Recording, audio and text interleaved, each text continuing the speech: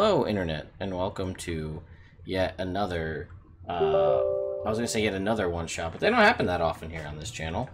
So a one-shot where, well, it's going to be weird, and it's going to be fun, and that's the focus of this one-shot. Oh, thank you, Torchbearer Gaming, for the host. Anyway, so what this is going to be is... for those of you who are familiar with Princes of the Apocalypse, the stream that is actually going to be happening on Monday, this is taking place in that universe, which is a shared universe with Horde of the Dragon Queen, or now Rise of Tiamat.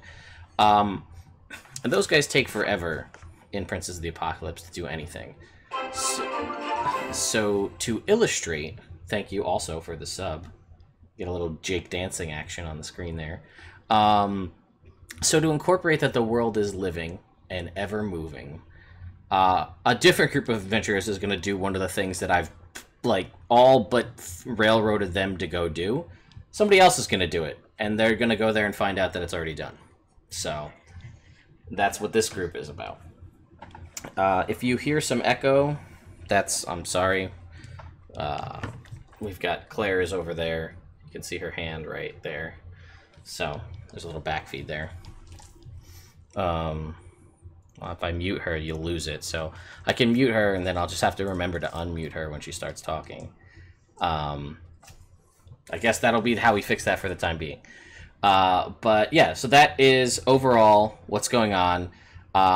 So I will set you the scene, and then I will let everybody introduce themselves, and then also their characters. So we'll go from there. So, crazy night. Friday night. Here in the Forgotten Realms. It's Veronica's Bachelorette party. Veronica, an entertainer, a wild woman in her heyday, all about having fun and, you know, hashtag no regrets. But eventually, as with all, or most people in that scenario, sometimes you find that special someone and they kind of lock you down and tame that wild beast, and you go to get married. But, as with any good marriage, a bachelor or bachelorette party is integral. So, Veronica's at her own bachelorette party, and Veronica, she's that girl that could drink a ton in college, but she didn't ever stop. She just kept going, and she drinks all the time. So, the party, needless to say, gets crazy. Turns out, though, for some people who know Veronica very well, some who don't know her maybe as well, we'll find out as people describe their characters, Veronica's the runner. And for those of you who don't know what I mean, when you're with a group of people, and there's different types of drunks, and Veronica is the one who you lose them. They just go. But her group of friends are very good, and they follow her when she runs. And she tells them that her favorite band, the band that's going to be playing her wedding, the rage all up and down the Sword Coast, Daft Monk, has been captured by an evil cult. And again, maybe I'll let Katie describe this scenario in Veronica's voice, but that's the purpose of where we're at and what's going on. So the party, the next morning, hangovers or otherwise, finds themselves outside where Veronica dragged them all, and she's the bride, right? So, you gotta do this for the bride. Drags them all to this place. We gotta get in. We gotta rescue the band. So, I feel like, because I did all of that setup, Katie, why don't you tell us who you are, and then also who Veronica is, and just give us what she looks like, kind of personality, and all that stuff.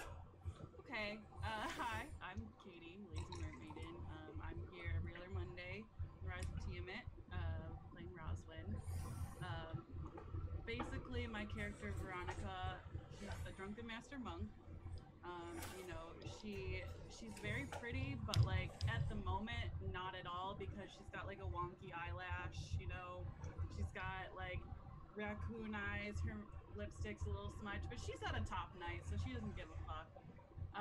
And she's just kind of got rosy, drunken cheeks and blonde, wild hair. And she's got her bride sash on and a little tiara. and she's wearing a cute dress, and she's lost her shoes, so she's still pretty silent, even given all of this. All right. That's her, basically. Okay. So just so we can deal with the muting issue, Claire, why don't you tell us who you are and about Janelle and everything people need to know about her? Okay. I am Mrs. Ted, and I am a human wizard. I guess the best word to describe me is pretentious. I grew up very, very wealthy, and I am just a perpetual student. I never thought I was going to have to ever do anything else in my life. But my father recently, business went hayward, and now I'm having to figure out the hard way. Okay. There's that wonderful echo again. So now we know a little bit about Janelle, another member of Veronica's wedding party at the Bachelorette party, whether bridesmaid or not. I guess that'll be determined through the course of the gameplay. Axel, tell us about Sister Bliss.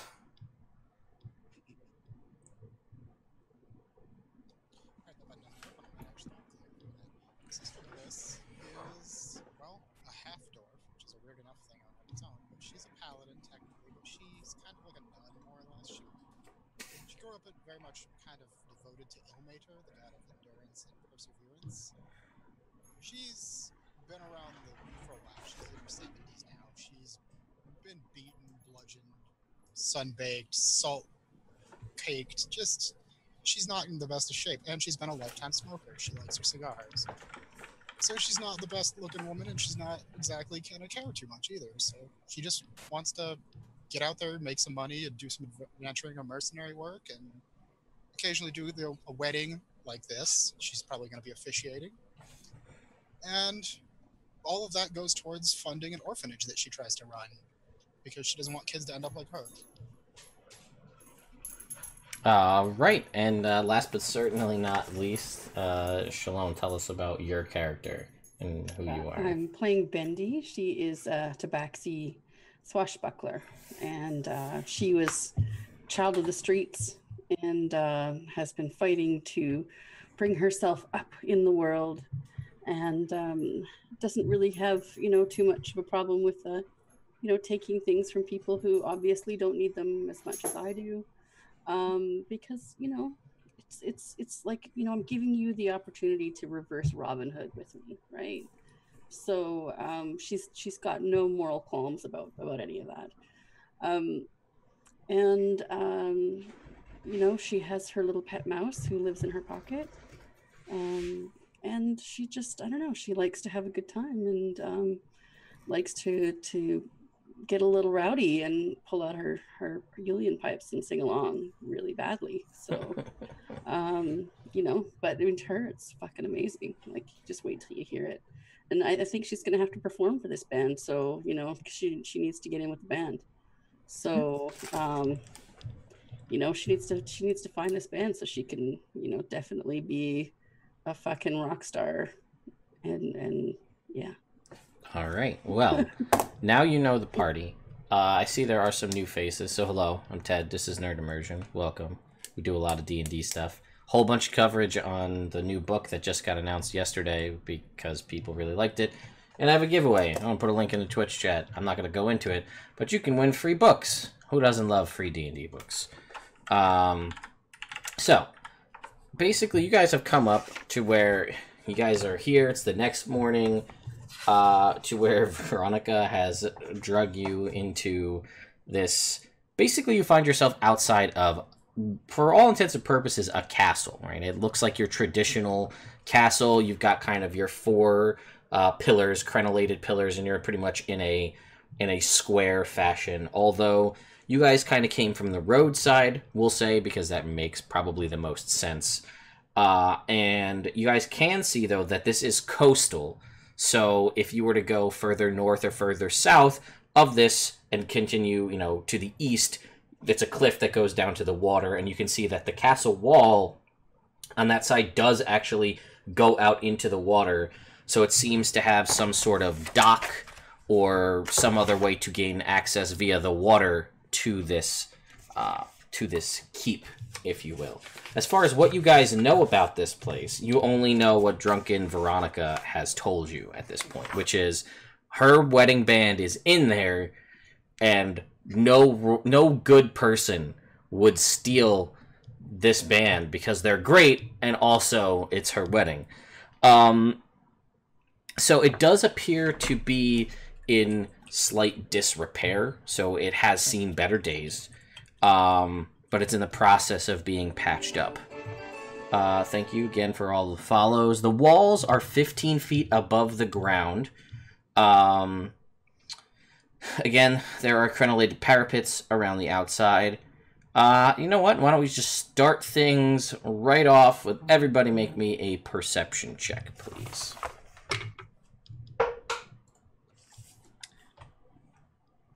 17. 12. 13.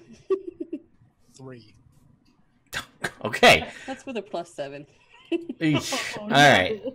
So, oh wow, that was loud. Where'd that come from? I mean, the 3 makes sense. She's probably got her helmet closed and there's just smoke coming out of the air holes. She's smoking inside the armor. So Veronica will see this. Let me just... I think I had... Yep, that's why. Disable that. There we go. So, Veronica, you can see this, even though you are on, like, probably the one who was wooing and yelling at everybody else to catch up throughout the course of your bachelor party, or bachelorette party. You can see that there is a figure walking along basically the wall. So it's we'll say that for ease of purposes here, you're probably at least 100 feet out with some degree of shrubbery that you guys can be behind so you're not out in the open. It is probably, we'll say it's 10 o'clock in the morning. It was a late start for everybody. So it is broad daylight, and you can see this figure walking along there. Again, at this distance, seems to be in some form of light armor, maybe leather, studded leather. You can't really tell at this distance. But yeah. I drop down in the shrubbery and pull everyone down with me. I'm like, holy fucking shit. There's a fucking guy out there. And I take a swig of my flask. I'm like, what the fuck? Okay. We need a game plan for this. So, there's like fucking water. And then there's a castle. So what else do we got here? What are we working with here? I can fly. You can fly? Yes.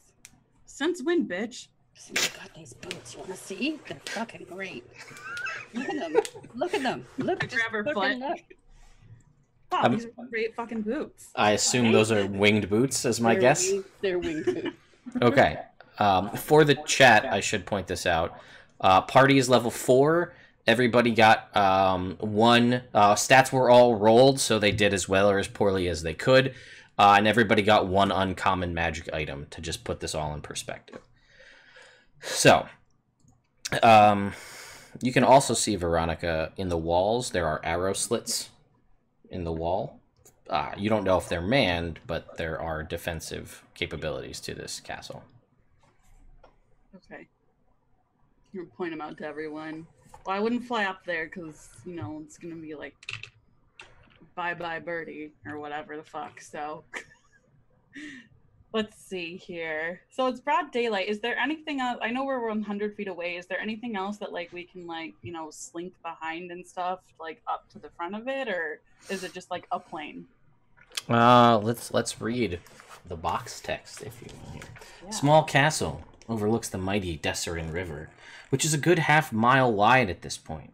A gatehouse and keep stand atop a low bluff, but the walls are built to the water's edge. On the riverbank, another low tower guards a boat basin where keelboats are moored. So I guess it's a little bit, the wall is lower, there is still a gatehouse there, but you can see that there are boats, we'll say, even though you're coming from the land. The keep seems old and worn, but new timbers and shingles suggest the repairs are underway. A white banner with a blue gauntlet flies over the keep. The front gate is closed. How far down is it to the water? Like, you mean as far as, like, 'Cause you from... said that there's another entrance, so like if we were to go to the edge. Yeah, so basically from where you guys are, we'll call it, so 100 feet to the front of the gate. If you were to go basically to the north or south of where you currently are and go another, so it'd be 200 feet total, it kind of slides down like a 15-foot, like little, like 45-degree ledge to a lower landing, which is more like the shore, and then you have the whole river, which is a half a mile wide. But you guys have, I know at least some of you have means of water traversalness. So, yeah. Alright, so Bliss has been kind of keeping quiet this whole time and just surveying stuff, so she's gonna flip the thing on the side of her helmet so the face part opens up and smoke comes pouring out, and she kind of taps her cigar out the side. Just kind of, ways I sees it, we got two choices here. We go through the waters, or we goes and knocks on the door. I don't care which one you want to do. Let's do this. And she just cracks her knuckles and pounds her armor together. I love her. I mean, I feel like if we're gonna infiltrate, that they wouldn't be expecting us to come by water, you know? So Sweetie, maybe I haven't infiltrated anything other than some people's pants in my younger days in a long time. note to self: get Sister Bliss laid before the end of this campaign, or one shot. Okay. Well, all right. Have you So seen this? I'm like 5.5 feet of metal and spikes. I'm not sneaking into this place. I whispered to Bendy, I'm like, not gonna lie, that's kind of why I wanted her to do officiate my wedding, because I was gonna look really good standing next to her, you know what I'm saying? So... Oh, I can't hear you at all, Shalom. Yeah, you went real pixely. Okay, no, I was doing Alt-A to mute and then unmute, but it's not working so well for me. So I'll have to use my mouse again. Yes, no, I think it's a good plan. But, you know, what are we going to do to get in there? I was just gonna, like, run past everyone. You think so? I mean, I need to get in this band, you know? Come on. Well, I mean, my advice, if you want to be in Daft Monk, is... I'm up all night to get lucky. Yeah, I know. But also, don't die when we're saving them. And then, like, when you get in there, like, throw some glitter and strike a heroic pose and they'll be in your debt or some shit. I don't know. I saw it once in a play. It was really good. It worked out. This is a good plan. Mm-hmm. I will also say that they don't necessarily know who you are. That's true. Are the people that we do see, are they wearing like a uniform? Like, do they match, or is it just like the randoms? The guy that you saw seems like a rando, I guess. Okay. I mean, I've been striking out all night, so if we're gonna take that approach, maybe I'm not the one to do it. But I don't know. So wait, let's take stock here, all right? I got this fancy engagement ring that lets me walk on this water. You can hover over the water because you can fly. Sister Bliss, Janelle, what do you got going on? Oh, don't worry, I can swim that. That's easy. Okay. You got this armor on, I just don't, you know. As you look at the armor, it looks like she's wearing a fish made of metal and spikes. Maybe. You'll be That's so fine. fishy. She's so Janelle? fishy. I'll make it fine. Okay. All right. So determined, living your new life independent. I love it. I gotta figure this shit out someday. Yeah. All right. So are we down for like the water plan? Because I kind of feel like, you know, I'm not going to be expecting us by water. As the only one with short legs, Sister Bliss is already making her way towards the water because she knows she's going to be behind them by the time they start. I'm just concerned that if we come approaching by water, it's gonna look a little suspicious of why we're there. If we just kind of knock on the door, we could just be like, we're lost.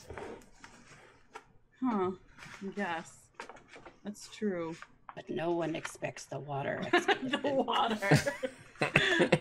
Wait, did I see anybody down at the second entrance? Did you say, was there anyone down there? Down by the water. Oops. Eh? Down by the water, you mean? Yeah, down by the bay. Let's see. So if you there is one guy kind of posted on the wall section that juts out over the river, so he would probably see you if you were on the river. What if we pretend like we're drowning and make them save us? I think we should go skinny dipping. I mean, obviously that's what you do after a night out like this. I mean, I'm fine with... Don't tempt me with a good time, Janelle, okay? I'll fucking do it. You know I will. I'm fucking crazy. And she's like, she starts like following after Sister Bliss, and she's like, she starts taking off her little like dress thing, but she's like, oh no, we'll save it for later. We need a diversion. All right, well, let's just, I want to like kind of try to be stealthy since it's like a kind of an open area. Okay.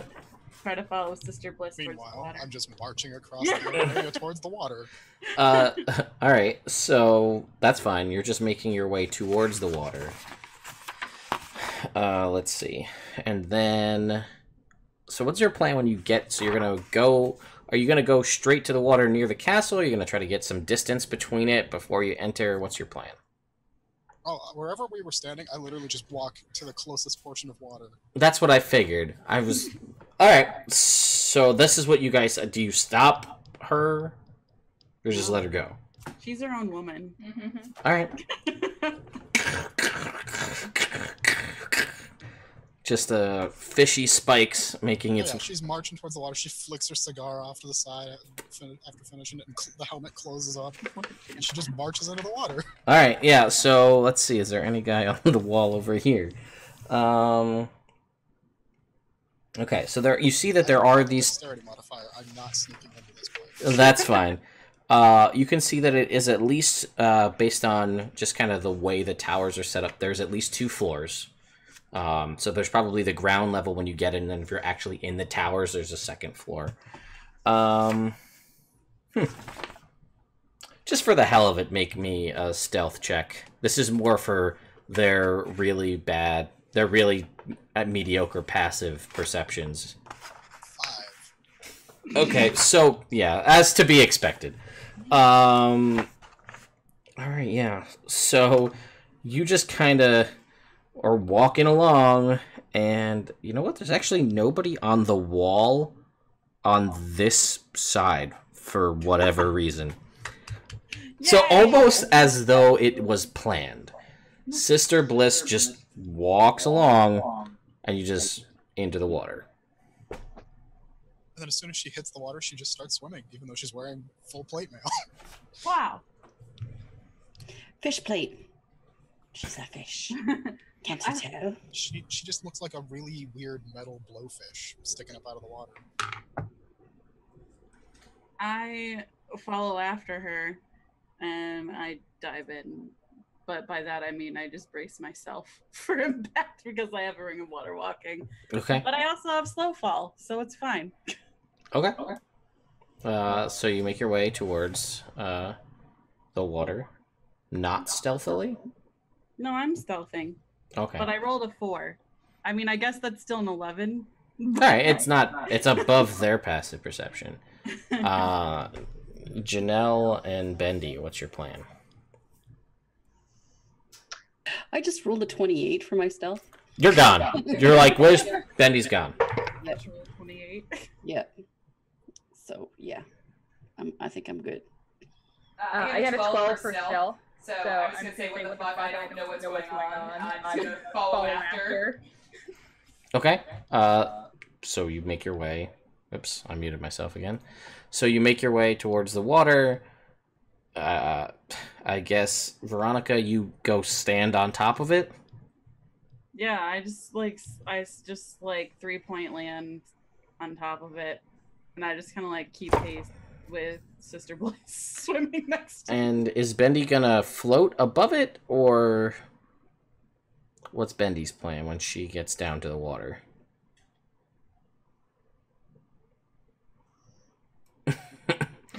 Yeah, it's like all the little things that I have to control.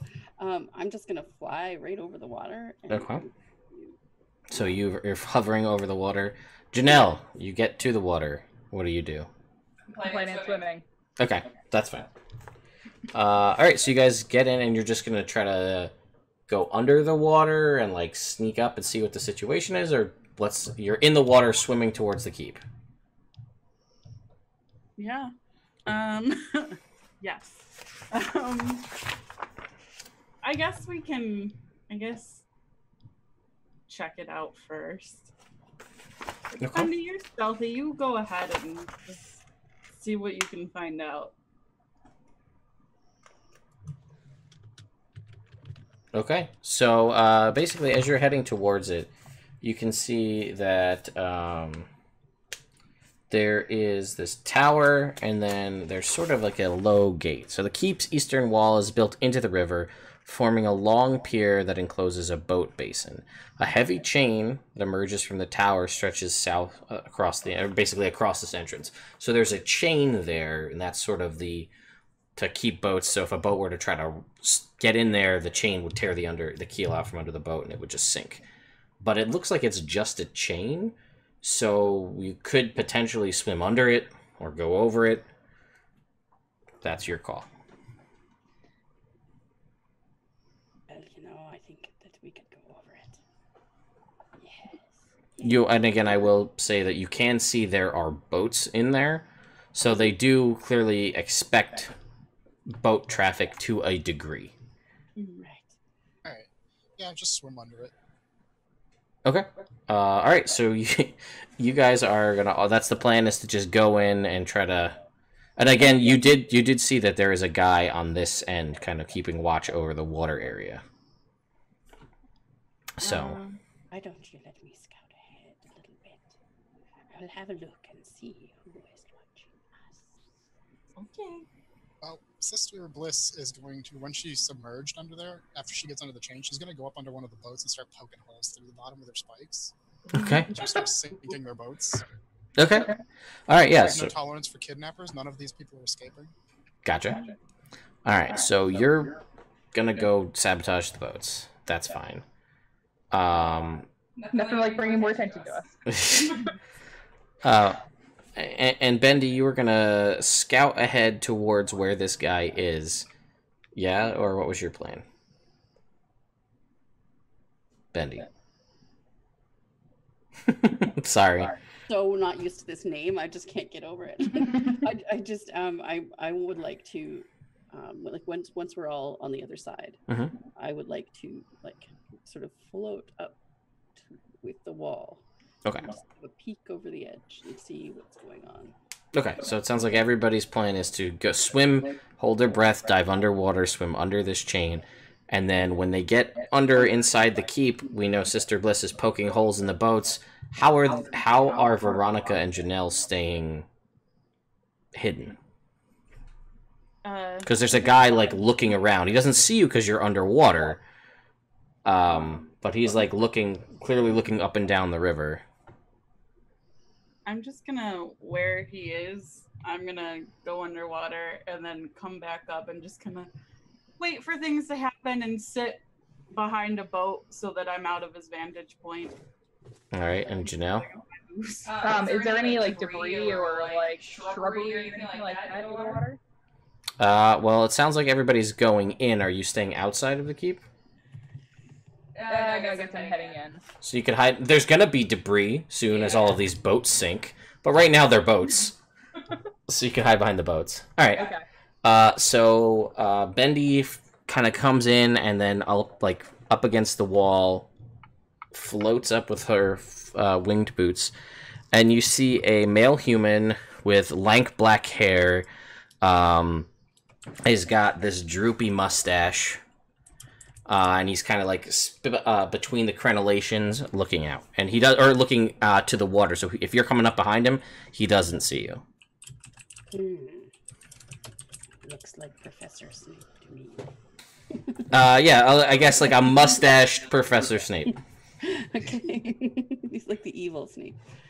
Kind of like this. Yeah, like the Snidely Whiplash Snape. There we go. All right. So I'm just, I'm gonna, come up like this, poke my head up, and do a quick one of these, and then just like slowly sink back down again. So I'm gonna come back and stand at the bottom of the wall, up against the wall, so that I can remain unseen at the bottom. And then wait for my compatriots to return so I can tell them who's inside. And I'm going to use message to communicate with Shalom to see what's going on up there. Okay, so you're just so that's a message. It goes out to her, and then you can respond back. So are you just going to relay basically everything that just happened? Yeah, one really creepy looking guy standing he really needs to wash his hair. And yes, he's surveying the water. But everything else looks quiet down there. I reckon we can take him out. Yeah, so that is basically the south, like the tower to where you guys came in. Yeah, I'll give his location. Okay. Can I communicate this to Veronica? Yeah, you guys can talk. You're right next to each other. We'll say. Okay. So I'm going to say, Veronica, I got an idea. And I want to prestidigitate a, hollowed out tree log for us to, move along in the water underneath. Alright, let's see. So, prestidigitation. Prestidigitation lets you clean things up and lets you... I did not interpret that correctly. Yes, so that's unfortunately... I think you went pretty light on illusions, so unfortunately you're not going to have... You have invisibility, but that only works on one person. Yeah. So... Okay. Sorry, Veronica. How high up out of the water is this little dock thing he's standing on? So where you guys are, right here, there's a handful of smaller boats, like the kind of almost like, basically the boats that you're poking holes in. You guys are right there. It's I don't know, the boats are maybe a couple feet out of the water, and there's a set of steps that leads up, that kind of leads to the shore and wraps around. And then I guess further to the north there is a significantly this is kind of where there's a stone pier, and there is a much larger boat. Like, this is probably a 40-foot long, this is a bigger boat. And you can see that this boat is actually a little bit burnt up, and the sail is a little singed. Apparently it's seen some battle, but this is the main vessel, and then there are smaller boats. So I'm going to say, just because that's what I said, you guys are by the smaller boats that are clustered together, because it's easier to hide behind them. But there is still the larger boat if you want to try to poke holes in that one, too. I guess poke holes wasn't the right term. I'm a hull breaker, those monsters in old D&D? Yeah. I'm basically just swimming underneath them with the spikes and just ramming them. I see. Yeah, so those are starting to kind of and break apart as you guys are there. And I'm trying to see. So you guys don't see... You see there's that guy up on the wall. There is... you also can see that there is a gate kind of further north against the boat basin. There is... Yeah, it's a boat secured by a lock. Don't know where it goes, but it seems out of place. And then, again, there's stairs coming up out of the water, and then a staircase that goes about 15 feet up to, the main courtyard of the keep. And you guys are kind of on the low section where there's this one tower with this one guy on it. And there's a tower and the kind of direct opposite, but it's far enough away and you don't see anybody up top. Does it seem like there's anybody inhabiting the boats or anything? Are we hearing any noise coming from inside of them? Make me a perception check. That is a 12. Okay. You don't hear anything. Doesn't sound like... I mean, you've got the very... It's a light lapping of water because the river is moving. But, yeah, it's not... And you also have the slow breaking of wood relatively nearby. So, no, you don't think there's anybody on this boat. So how far away is this guy from like the dock edge? From the edge of the dock, he is... Oh, like from where you guys are? Yeah. So he would be 15 feet up the tower. Oh, so he's up in the tower too. Yeah, he's at the top level. That's why Bendy floated up to see this guy. So he's 15 feet up, and then across the ground traversal from where you guys are, probably 20 feet over to the tower, and then 15 feet up. There is stairs that lead up, basically, to the wall. So you could, if you tried to stay low enough, potentially go up out of the water, and then up the stairs, up to the wall, and then, like, cut back to be where he is. Or, you know, you have How far flight. feet-wise would you say that is? Like...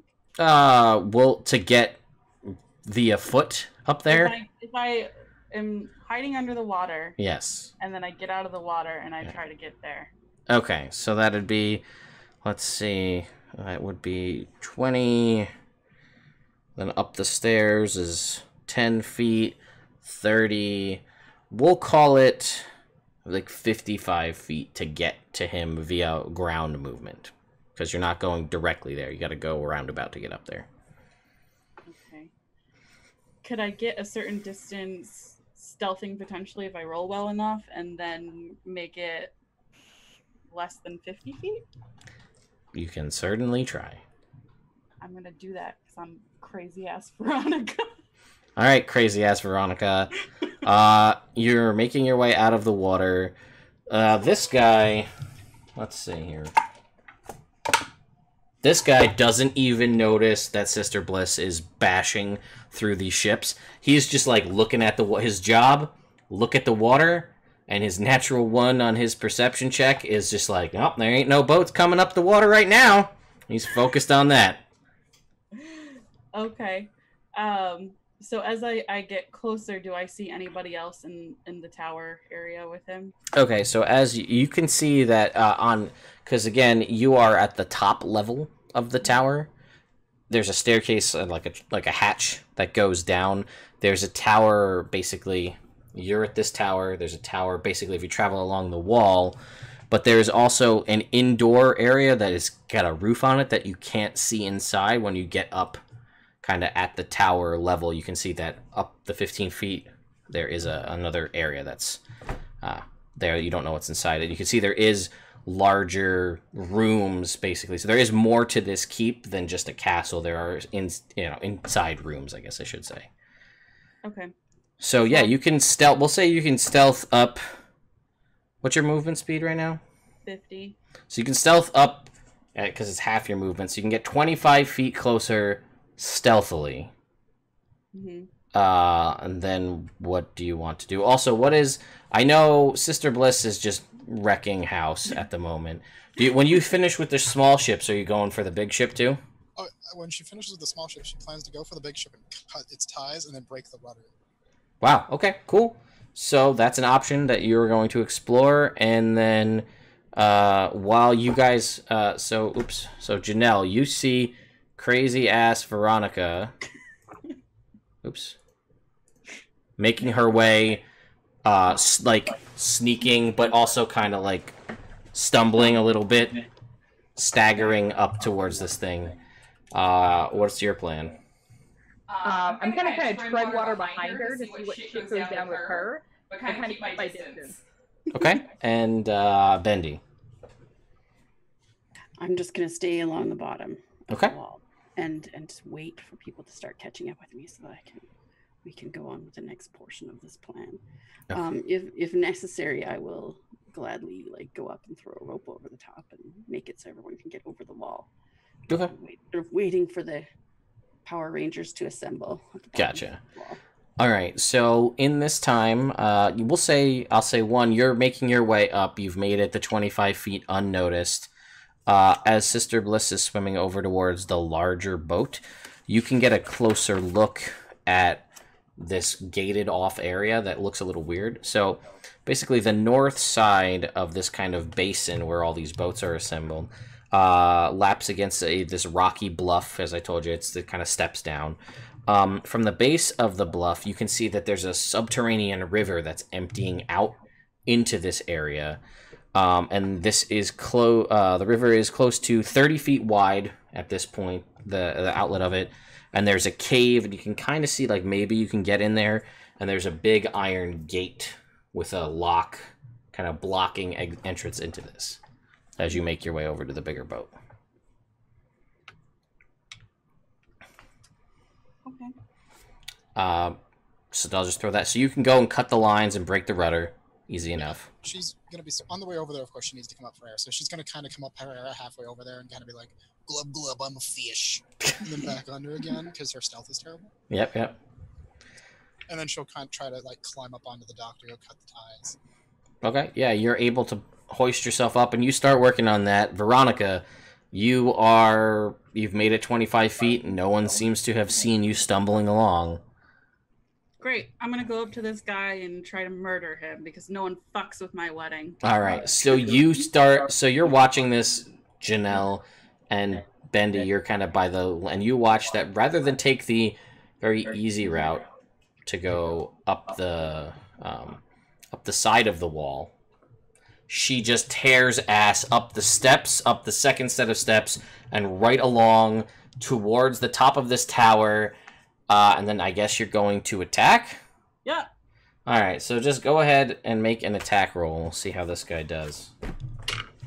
Natural 20. Well, shit. So go ahead and that's what, you're at a D6? Yeah. Right now, so go ahead. No, I'm at a D4, but I have a short sword too. Are you going to use the short sword? Yeah. I told you, I'm going to murder him. All right, so go ahead and roll me 2D6 plus your dex mod. 4, 3, 7, plus 5, 12. Okay, let's see what his health is at. 11! So, yeah, you guys just watch, and without a sound, you can kind of see a little bit of movement from the position that you guys are at, Janelle and Bendy. And what do you do with this? This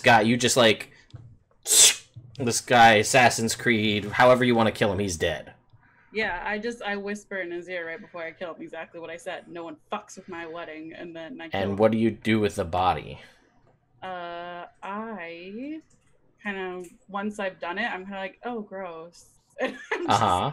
I kind of like dip down where he's laying on the floor, and I like start pushing him down the stairs. Okay.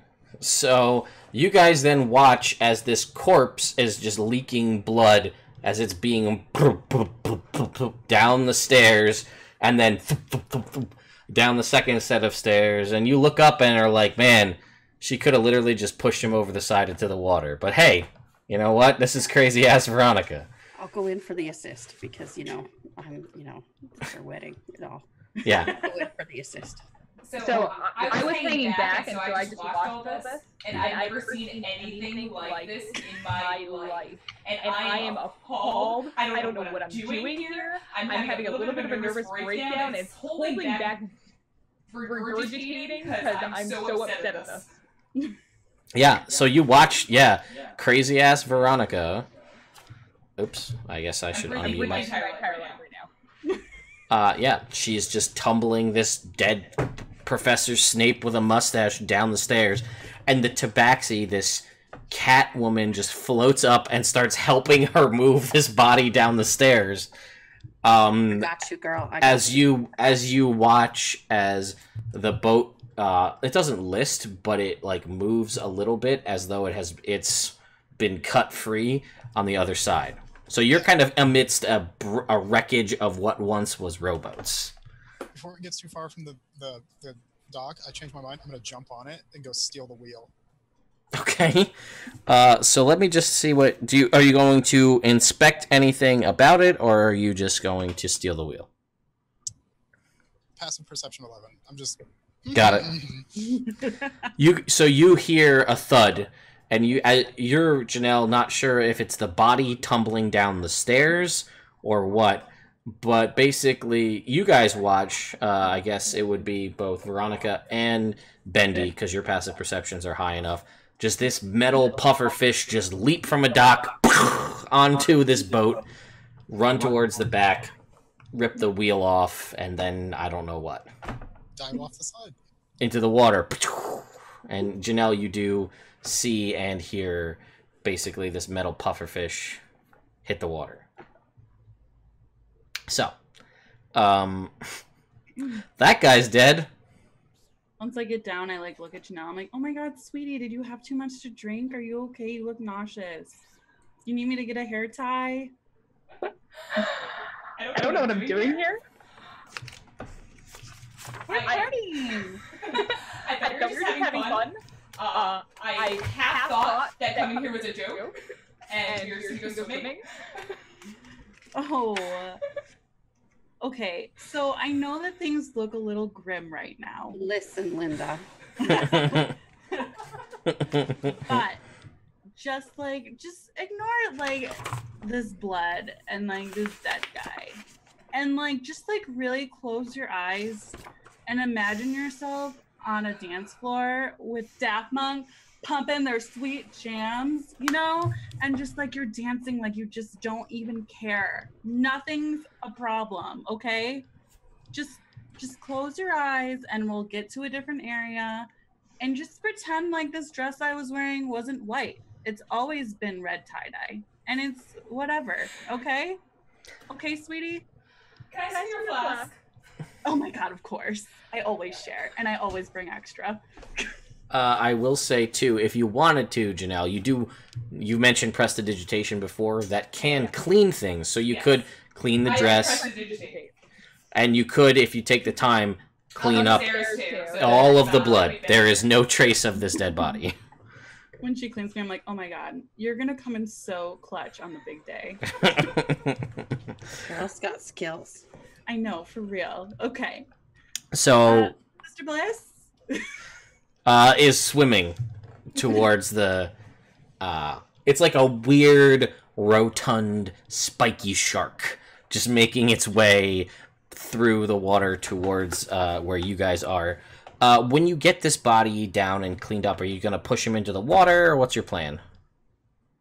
I can just see her coming up with like with these little tiny short arms that are more like fins, like just kind of paddling. It's just like... Is there anything like heavy that we can use to drag the body to the bottom of the water? Wow, this game is fucked up already. Yeah, there's an anchor that's kind of amidst the wreckage of boats. Alright, I'm gonna be like, alright, one of you bitches tie this guy up. I can't even tie a knot right now. I'm so fucked up. So good at this. I'm Girl, so good at this. I can touch him. I got you. I got you. Okay, here, I'm so drink good more, at this shit. sweetie. Alright, so yeah, you're able to expertly tie a rope with an anchor and toss this guy into the water, and he disappears from sight. And at this point, it doesn't even really stain the water that red because most of his blood was all over the stairs as you rolled him down. Okay, so you guys are together now. And forever. I'm gonna offer my fist for a group bump. I miss. I just can't. So yeah, you guys, you are on the shore together, nearby where the boats got destroyed. There's a staircase behind you that leads up more to like we'll call it the courtyard. Or there's the stairs that lead back up to the wall where this guy was. You know, there's a trapdoor that goes down.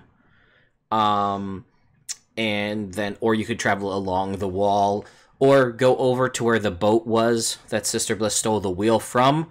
And if you travel back up along the stone dock, it leads up to the other tower. Which way do you want to go? Kind of feel good about a trapdoor. How do you guys feel? Anyone? Yeah, you know, like that sounds. Fuck, I'm What, down there's with an entrance? anything She you starts want to do, marching that girl. way. Yes. All right. I guess I'm in now. She's kind of like jerry-rigged this wheel onto her back now. I just want to take a moment and say, no matter what happens tonight, Soul Sisters. Hell yeah. Oh, yes. Yeah. No, that's a definite yes from you, Janelle. All right, let's go. All right, so you guys traipse up the staircase. You traipse up to the wall, over to the tower. And again, from up here, you can see that looking to the west, there is another tower along this wall. It doesn't seem to have a direct entrance from this side. There are these rooms and this kind of like maybe barracks, you're not sure what it is, in the middle. You can see that there is directly north from you, basically the other tower that comes up from the dock.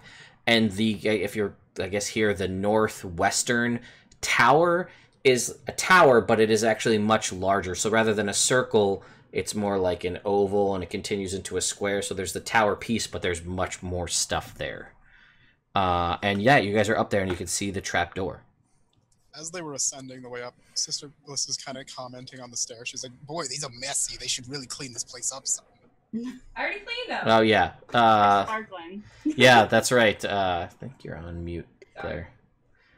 Yeah, no, Janelle took the time to prestidigitate all of the stuff. Oh, she did, okay. Yeah, while when you stepped out, that was her contribution. She cleaned up all of it. We're gonna get away with it. No one will ever know. Then The instead body of that, women then and the fishes. Yeah. she'll just kind of say a short prayer to Ilmater, saying, may Ilmater bless the pain that these people are about to experience. All right. Great bumper. So you Favorite. Yeah. So you guys are on top of this tower. Based on just the way the crenellations are set up, you'd guess that probably the internal room here, we'll call it a 30-foot, let's call it a 40-foot diameter room. What you think when you descend? You can see the trapdoor, and it opens up, right? So like you guys would grab it and it would swing up and then descend down. So you can see this door. What's the plan? Can we see You know, how if far real down the life top was- is? If this real life was a game, it would sure feel like a game like Skyrim. Like, is it a stairwell or a ladder? Or... Did you open it? I don't know if you opened it. Oh, yeah, I'm up. Okay, so it is a ladder, and when you open it, you hear "huh" from downstairs, and as you look down, you can see there are 4 people in there. There are. Let me get you. I think I may even have a visual aid for you guys here. Wow. So, nope, that's not it. Oh, so where is he? Really? Come on, guys. Oh, this is so bad. So there's one of these blue guys here. See this guy right here? There's one of these guys. And there's 3 of these chicks. Because they only use the female to represent that enemy type. So, there's 4 people. And they're like, they look up at Sister Bliss, the spiky blowfish with a wheel on her back. And they're like, directly below the ladder. No, the ladder kind of goes straight down, and then they're kind of in the room. No. So let's see. So the blue guy, do I have? Let's see. The upper floor of the tower looks deserted. The ground floor is still in use. Curtains hanging across the eastern half of the room show that this may be like cordoned off to be someone's kind of private chambers, although it's clearly not very private at all. Several straw pallets lie on the floor near the door. You can see that there is a door. There's like a door going down again to the base level. Capstan stands against the north wall with a heavy chain disappearing through the pipe, and you believe that this is where they raise and lower that chain that is in the water. They pull it up here to let the boats go under it. And so the blue guy, let's see, he's a sour-faced fellow, again with a drooping mustache and an arrogant manner. And he's just like, "You're not supposed to be here. Who are you?"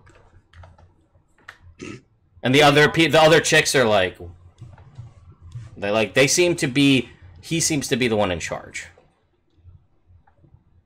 And he looks up at Sister Bliss. And you guys hear him yelling from below. She just kind of like looks at the others and then goes, "Your demise."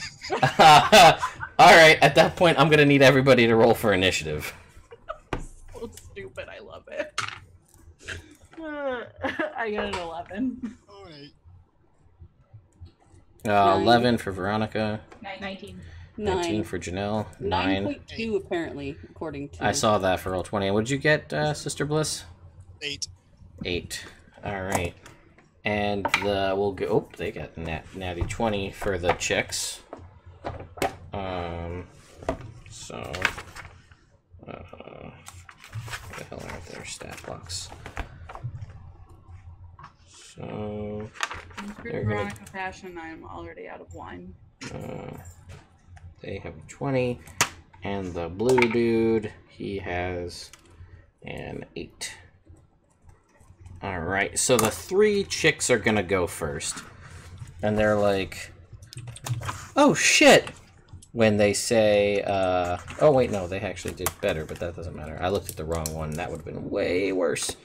You guys see that they all pull forth long swords, and you're not entirely sure how they fit in the scabbard that they're in, but you notice that along the edge, they seem to be metal swords, but there are jagged pieces along the edges. And I'll say, for all intents and purposes, you guys can easily identify these as shark's teeth. Each one of the blades is jagged with shark teeth along the side. But they realize that fighting down here gives them a slight advantage, so they're going to be like, no. And they're going to pull out javelins and they're going to throw them at Sister Bliss, because that makes a little more sense than slowly ascending a ladder. Well, I hate these guys. I appreciate their aesthetics. So that is going to be 3 javelins coming your way. First one is a 14, which misses. Second one is a 14, which misses. And the third one is a 17? None of them hit. Alright. You guys watch as just, like, there's some javelins now, like, impaled on the spikes of Sister Bliss's armor, seemingly having done no damage, but hey, 3 free javelins. So, Janelle, you are up next. You can't, if you hear this, you can't see down from where you are. If you move over, though, you can look down into the room. What do you want to do? So I am going to move over, and it may be too late, but I'm going to try to charm person on the blue guy. Charm person would not work, but suggestion would. Okay. If you wanted to. Because charm person, when you attack somebody, like, it improves their demeanor towards you. He started it off, Sister Bliss started it off with your demise. So, yeah. So you could cast suggestion if you wanted to try. They just don't know her well enough. That's what she says to her friends. Yeah. So it's up to you. What would you like to do? I realize that you don't have all of the cards for all of your spells there because Celine is a jerk. What would you like to do? You can move over. That's well within your movement. And you can see down into the room. You can see the 3 people with the swords. And this dude has like a weird-looking dagger at his belt. But he doesn't seem to be wearing any armor.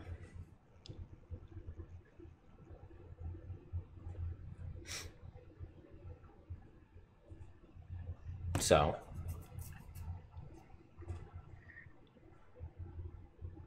Janelle. Yeah, I know. Sorry. Boy, it would be a shame if someone dropped some fire in there. Okay.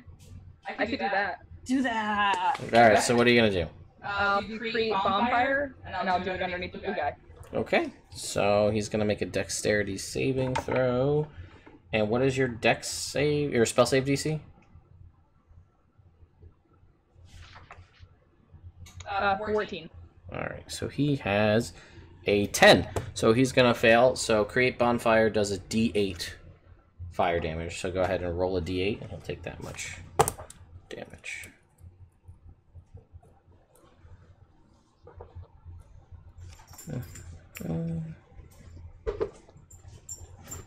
Gotta have your dice out, Claire. Come on. Buffy was laying on top of them.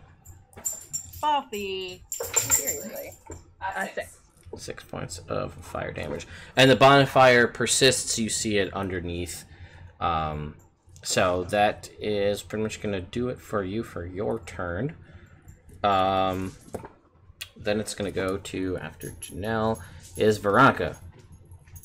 Okay, I'm gonna be crazy ass Veronica, and I'm gonna climb down And I'm going to attack who's ever closest. And I'm gonna be like, woo! Bachelorette! Alright, so we'll say, because he seems to be the one in charge, he's a little further back. There are the 3 chicks with the swords. Okay. So I will attack the first one with my short sword. Another natural 20. Damn, girl. Alright, it Thank is your you. Bachelorette.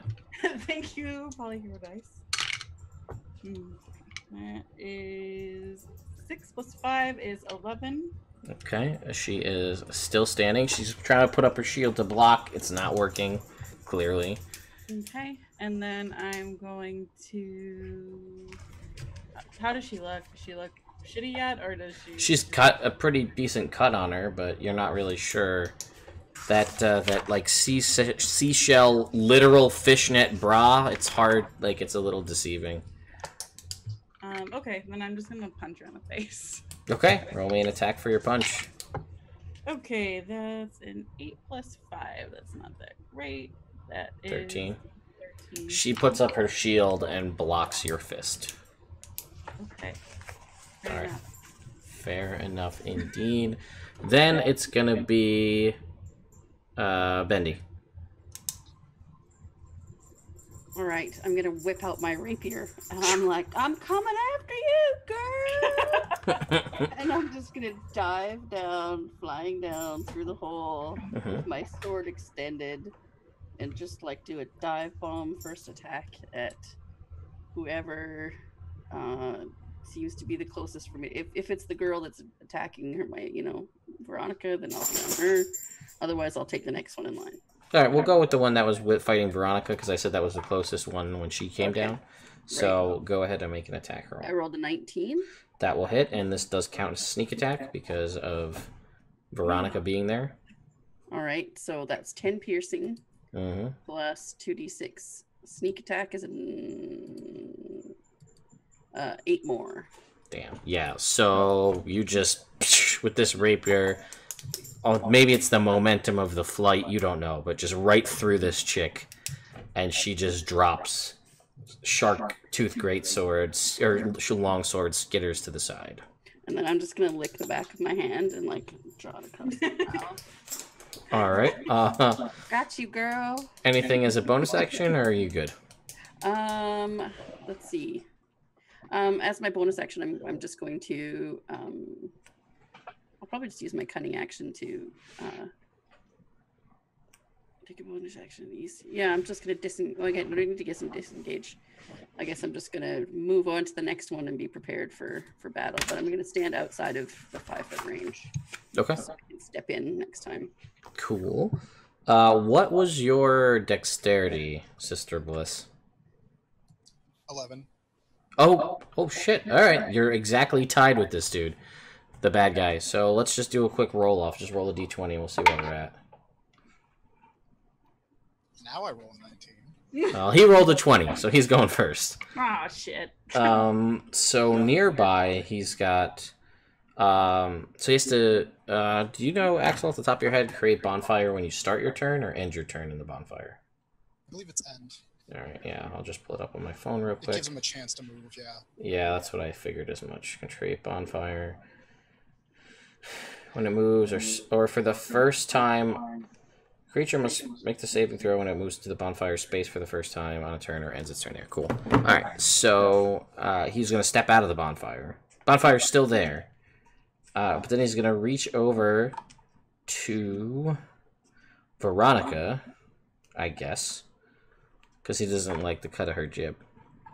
And he's going to reach out his hand towards you. And as he does, you watch as it swirls...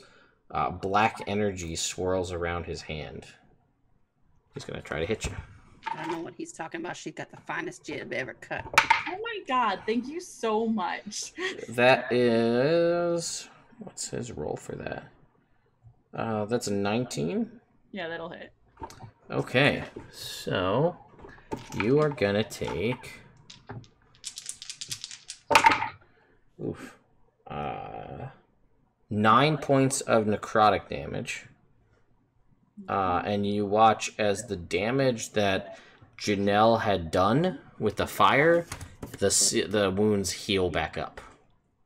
as he reaches out, and so you feel your life siphoned out of you and into him.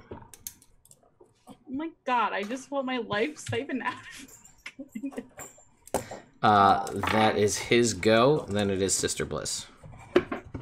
Alright, how far down is it? It's like 10 feet, we'll say 5 feet down this ladder, and then, over to the guy. Oh, it's only a 5-foot drop, then I'm just gonna walk into it and fall. Yeah, that's fair. I thought I was gonna have to climb the ladder. No. We'll say climbing up, but climbing down. Everybody's jumping in, so. Okay, so she just drops to the bottom, pulls out her shield and her flail, and just kind of, give me a cupcake, and starts spinning it up as she approaches one of the women. Okay, so go ahead and make an attack against this woman. There's 2 left. And she gets a 21. Oh, yeah, that definitely hits. So let's see some damage as you batter her with your flail.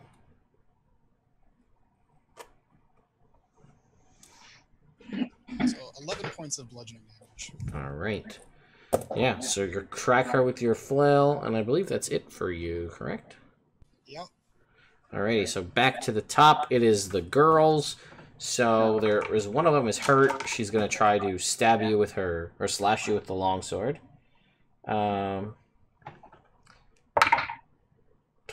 11. And the other one's going to attack. She'll attack Bendy. So 13 hit. Alright. Janelle. I can't believe I just set somebody on fire. Yeah. Oh my god. But in a panic, I needed to defend myself, even though I never thought I was ever going to use my magic to do these type of things. I'm going to use chromatic orbs on the blue guy. Okay. So, make me a... Well, what kind of damage are you going to do? I'm thinking... acid? Okay. So go ahead and make me a spell attack roll against this guy.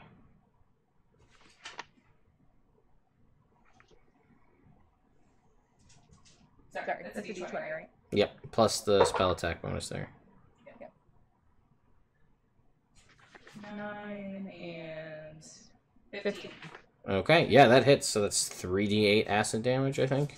Mm-hmm. All right.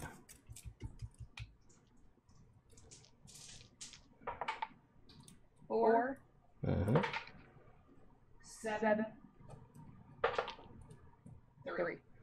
Okay, yeah, so he gets blasted with this ball of acid, this orb, flies out, hits this guy. He did not seem to be expecting that, and he needs to make a concentration check. And you watch, Veronica, as the shadow that was wreathed around his hand dissipates. And he fails his concentration check. But you do watch that as he is impacted with the orb, there's a slight, all of you see a very slight shimmer as though some sort of magical mage-based armor was on his body. But apparently that didn't seem to matter against the Janelle's blast of acid. Okay, so that was Janelle's turn. Then Veronica, your turn. There are the 2 chicks. One is being...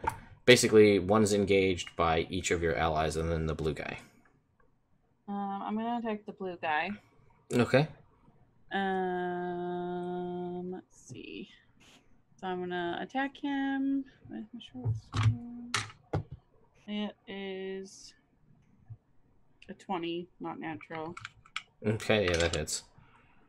3 plus 5. That's 8 points of damage, and then I'm gonna spend a key point and flurry of blows him because he's super rude. He is. So 2 more attacks. That's a 19. Yep, that hits. And that is 9 points of damage. All right. All right, and then that is going to be a 14. Still hits. And that's gonna be 8 points of damage. All right, so you watch as he gets cut, and then a quick pop twice with unarmed strikes from Veronica. He is still up, staggering and bleeding and melting away via acid, but he is still up and moving. Like, asshole, this bruise is for my big day. You're gonna fucking die. Wow. I'm going to, if I disengage and go away, because I can do that after Flurry of Blows. Mhm. Am I still within range of the 2 chicks? Yeah. To provide. Yeah. So, Bendy, is your turn. There's the blue guy and the 2 chicks. Well, I mean, there's one that just fucking tried to take a swing at me, so I'm gonna meow at her and fucking swing back. All right, let's see it. This one is untouched damage-wise, so. Does a 24 hit? Yeah, just a little bit. Okay. So that's 7 piercing. Mm-hmm. And am I out of range of anyone No, else? you got sneak attack. Okay, So. just making sure. Oh, how did I roll 27 on my sneak attack? That should have just been damage. Yeah. All right. Well. So just okay. 2d6, but. Yeah. Apparently, my sneak attack was a critical hit. So. Congrats! Without the hit being critical, that's impressive. Yeah. 4 or more. Ooh, that's rough. Yeah. Yeah. So he's. You got my offhand. I get my offhand as well. Oh yeah. So by all means. So here we go. Short sword. 16. Yep, that hits. And 7 more. Okie doke. Still. Oops, that's the wrong number. Still alive though. Okay.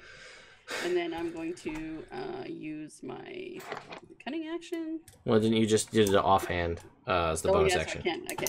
Okay. So. Bonuses. Then it's gonna be a blue guy. So you watch as this blue guy, who's pretty beat up, begins to melt, as though turning into water, and then as he melts into water into the ground, rears up into what looks like a size of Veronica snake, comprised solely of water. And that's his action, though, so that's what he does. I'm feeling my punches. I'm going to do much against this water snake. Well, that's cool. And then Sister Bliss. Okay, seeing this, they're all still alive, right, at this point? Yeah, except for the one that got skewered at the start. Okay. So, how far away from me are they in general, like all of them? Within 10 to 15 feet. Okay.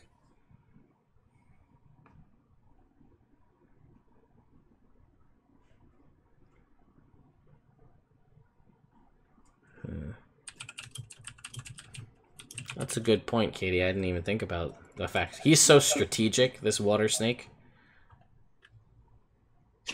I'll be right back. Yeah. Alright, yeah, I'm not going to bother wasting spell slots then. I'm just going to do the same thing as last time. Just swing at this woman again. Okay, go ahead and make an attack. Sure. That's a 9. That's probably not going to do it this time. No. Sadly, 9 will not. No, I didn't think so. But just as a fluff thing, I don't expect it to actually do anything, but this is something Sister Bliss does. She reaches into a pouch and kind of just spritzes her with salt. And she's like... Ah! Because, she wounded her, so she's like, salt in your wounds kind of thing. And she's like, that stings a little bit. Not enough to do damage, but it stings. Exactly. Bonneville made her. So then first, the same one that was there is going to go for Bendy and get an 8. And then Sister Bliss and get an 11. So then it's going to go back to Janelle. There's 2 chicks and the blue guy. Can I create another fire? Yeah, it's create bonfires unlimited, so as many times as you want. I don't know if fire's going to do any damage to the blue guy, though. Yeah, you never know. Can you evaporate? You can certainly try. Sure. Steam that bitch. Yeah. Alright. So he's gonna make a dex save, which is only a 12, and your spell save DC is a 14. Correct. Yeah. So the fire appears under this snake made purely of water. Make me roll me a D8 for your fire damage.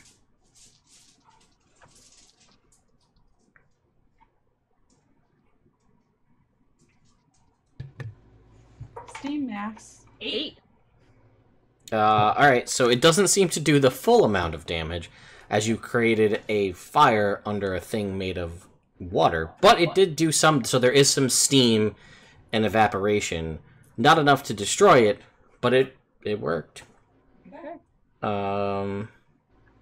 Okay, then it's gonna go to Veronica. Alright. I'm gonna be like, what the fuck? I'm not ready to hydrate. And I'm just still trying to. You're gonna have a hangover. Yeah. Alright, that's 13, 7, 20. That hits. And that is a 6 plus 5 is 11.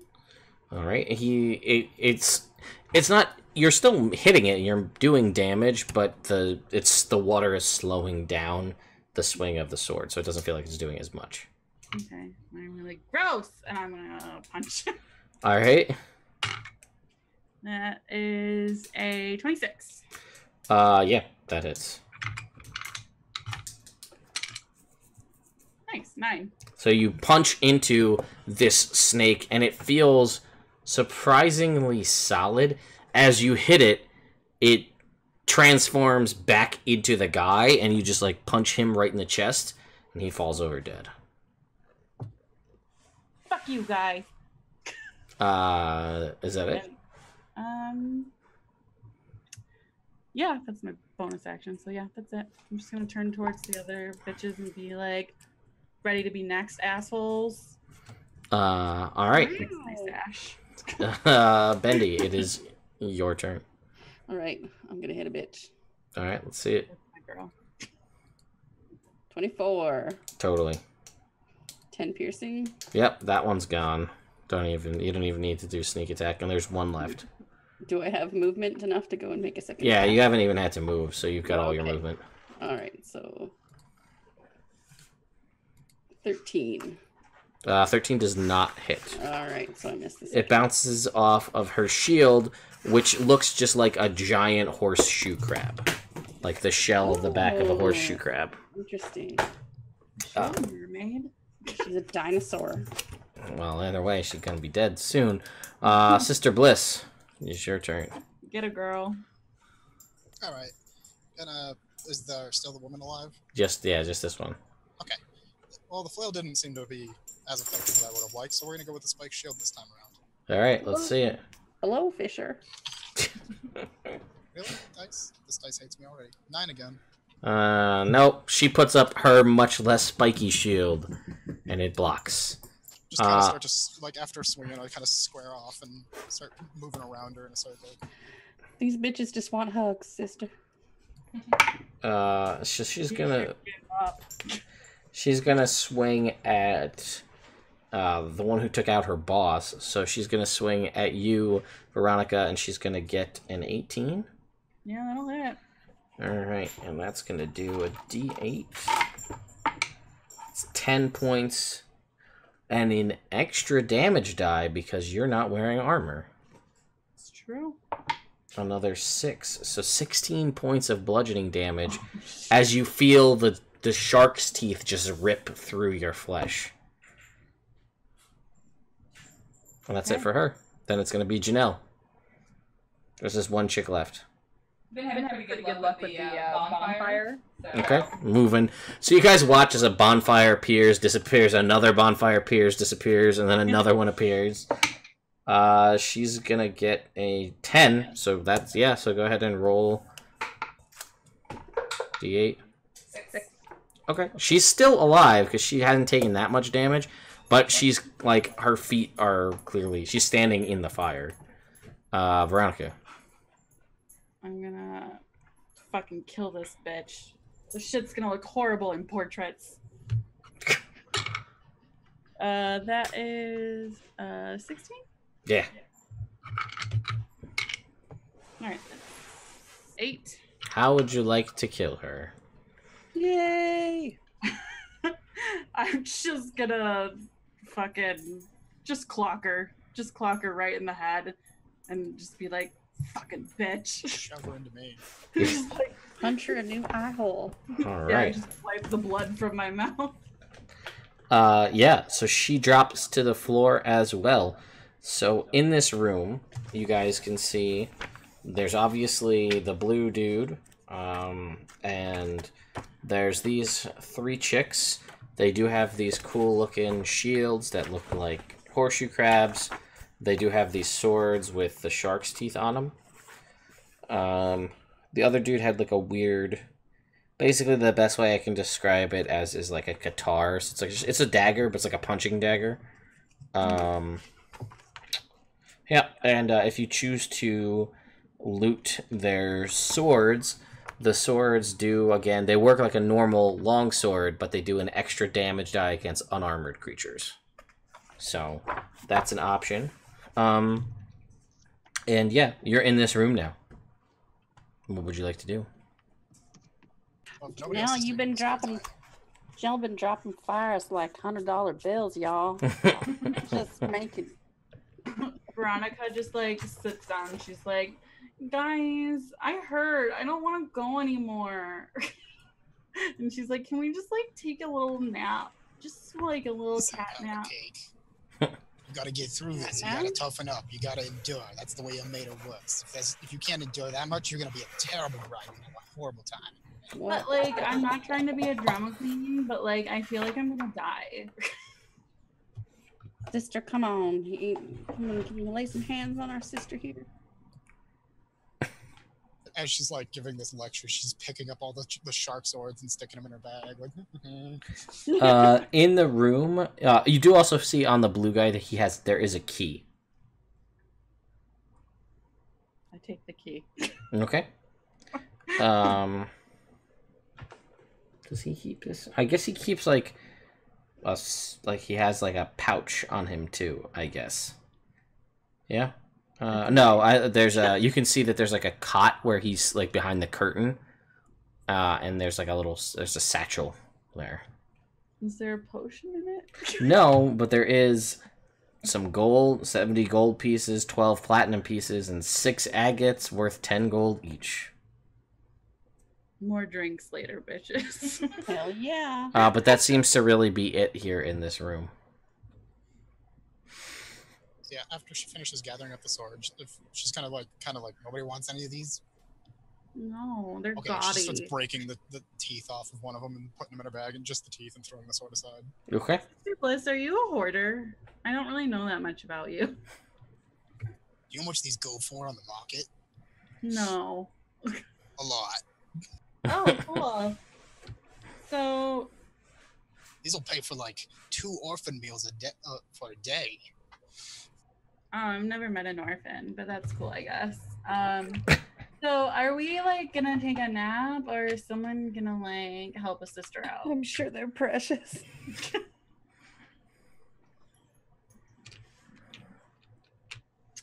Wow, you guys are the worst wedding party I've ever met in my life. I don't know, girl. I came along with you to help you get your fucking band back. I don't know what party this is. Janelle, you need to get your shit together if you're gonna be in this wedding.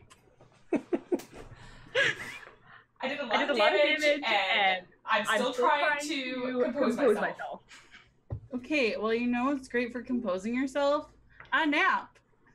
And she I'm goes by his little cot, and she just like gets in it, and she's like, "All right, if this is what we're doing, this is what we're doing."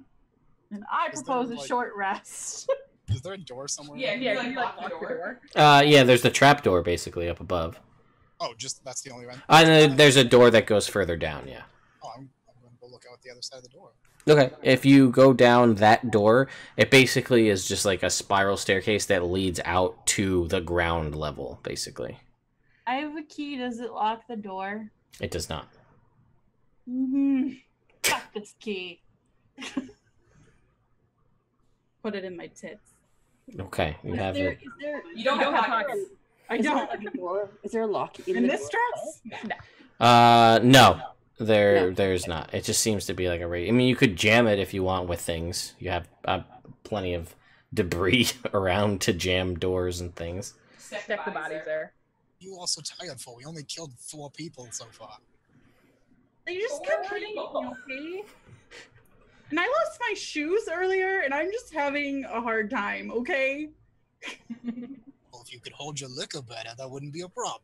Wow, this helps me. I drive better this Sorry, that was the dwarf in me, sweetie. It's okay. It's okay. So, are you guys? Is that the plan to take a short rest? I mean, I need to. These I have, cupcakes need it. Yeah. I have No, you 6 girl, hit points left. go lay down. Okay. Don't take any damage. Yeah. All right. So you guys can definitely take a short rest. Take an hour, and you can roll hit dice to get health back if you need to. Your key points come back on a short rest. Claire, to your point before, there's it's like 4. I think there's a number. It's like on if you look on your spell sheet there, it should say 4 and I think 3. So it's 4 first level spells and 3 second level spells per. But you're taking a short rest and you're a wizard, so you can get that spent first level slot back. Okay. So I'm going to take a couple minutes, if you don't mind, to get up and get a drink of water. yeah, that's fine. We can take a little break if anybody wants to grab a drink or anything else while While we. they rest, I the need a sister real just keep drink. watch. She doesn't need it. That a girl. Okay, yeah, that's fine. Claire, if you want to go get a drink. Yeah. Do you want anything? There's a beer next door. I'll grab it. I think I'm gonna try to set up a blanket though as like a sound protector to like block you a little bit because it's a little echoey and I can't figure out any good way to break that. Yeah. All right, guys. So we're gonna take a little break here. Actually, now Claire, can you talk? Let's hear what the acoustics sound like. Hey, how's it going? Okay. And that's pretty good, and I don't really hear the echo either. Janelle hides under a sheet for the rest of this bachelorette party. But yeah, no, we can take a little break here, and you know, if anybody wants to go grab drinks or otherwise, that's cool. Gotta stay in character, I mean. Yeah, got it. Yeah, Bubbly Faye, I know there's a little echo, but this is what it is. I can't, unfortunately, help that. I'll be back. So anyway, guys, this is a fun little one-shot that we're doing.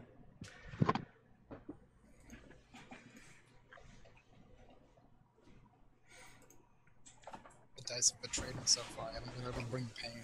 Yeah, I know it's been. Well, I thought that guy was gonna do something a little more. He had some pretty cool spells, but didn't get to really use them. Yeah. You know, Vampiric Touch was cool. It was different. It's not a great spell, but it's, you know, it actually If you'd healed. taken more damage first, it probably would have been better. Yeah. I mean, he also didn't have any time. Like, he could have prepped stuff, cast things ahead of time. Like, Armor of Agathis would have been a good starting move. Yeah, I was like, if I didn't want to not burn spell slots this early, I was like, I could Arms of Hadar the whole room. Yeah, that also. Ooh, yeah. I think that might have hit the party too if I did. It definitely would have hit everybody but Janelle, who was just staying up top and doing the wizard thing. Yeah. Again, I'll put it up in the Twitch chat for you guys again in case you missed out. I do have a giveaway going on. I'm giving away 4 copies of Mordenkainen's Tome of Foes. 3 are the regular edition cover. 1 is the game store cover, and each one comes with a dice bag and polyhedro dice. So you guys can enter to win that. It goes for another week. Yeah, and then I'll be back on Monday with Princess of the Apocalypse, where we'll get to see, hopefully, that party come to this place to find everybody just murdered and the shit wrecked, because this party is dealing with that right now. Yes, I'm excited to see how they react to this, honestly. Well, you know, I'm also hoping something weird happens so that we can find a good name for this group. yeah, I'm hoping that that's a thing, and like, I mean, if they come in from the water, there's a, I think you had stepped away. They wrapped the guy on the tower in rope and tied him to the anchor and threw him in the water so he sank. So if they come in here via the water, there's a dead guy that's like eviscerated and bled out underwater. The boats are destroyed. And then there's just dead bodies everywhere. And everything's been looted. I love it. So, you know, I like to have I like to have my games feel like they're not like a scripted game where, like, if you're not there, then nothing happens.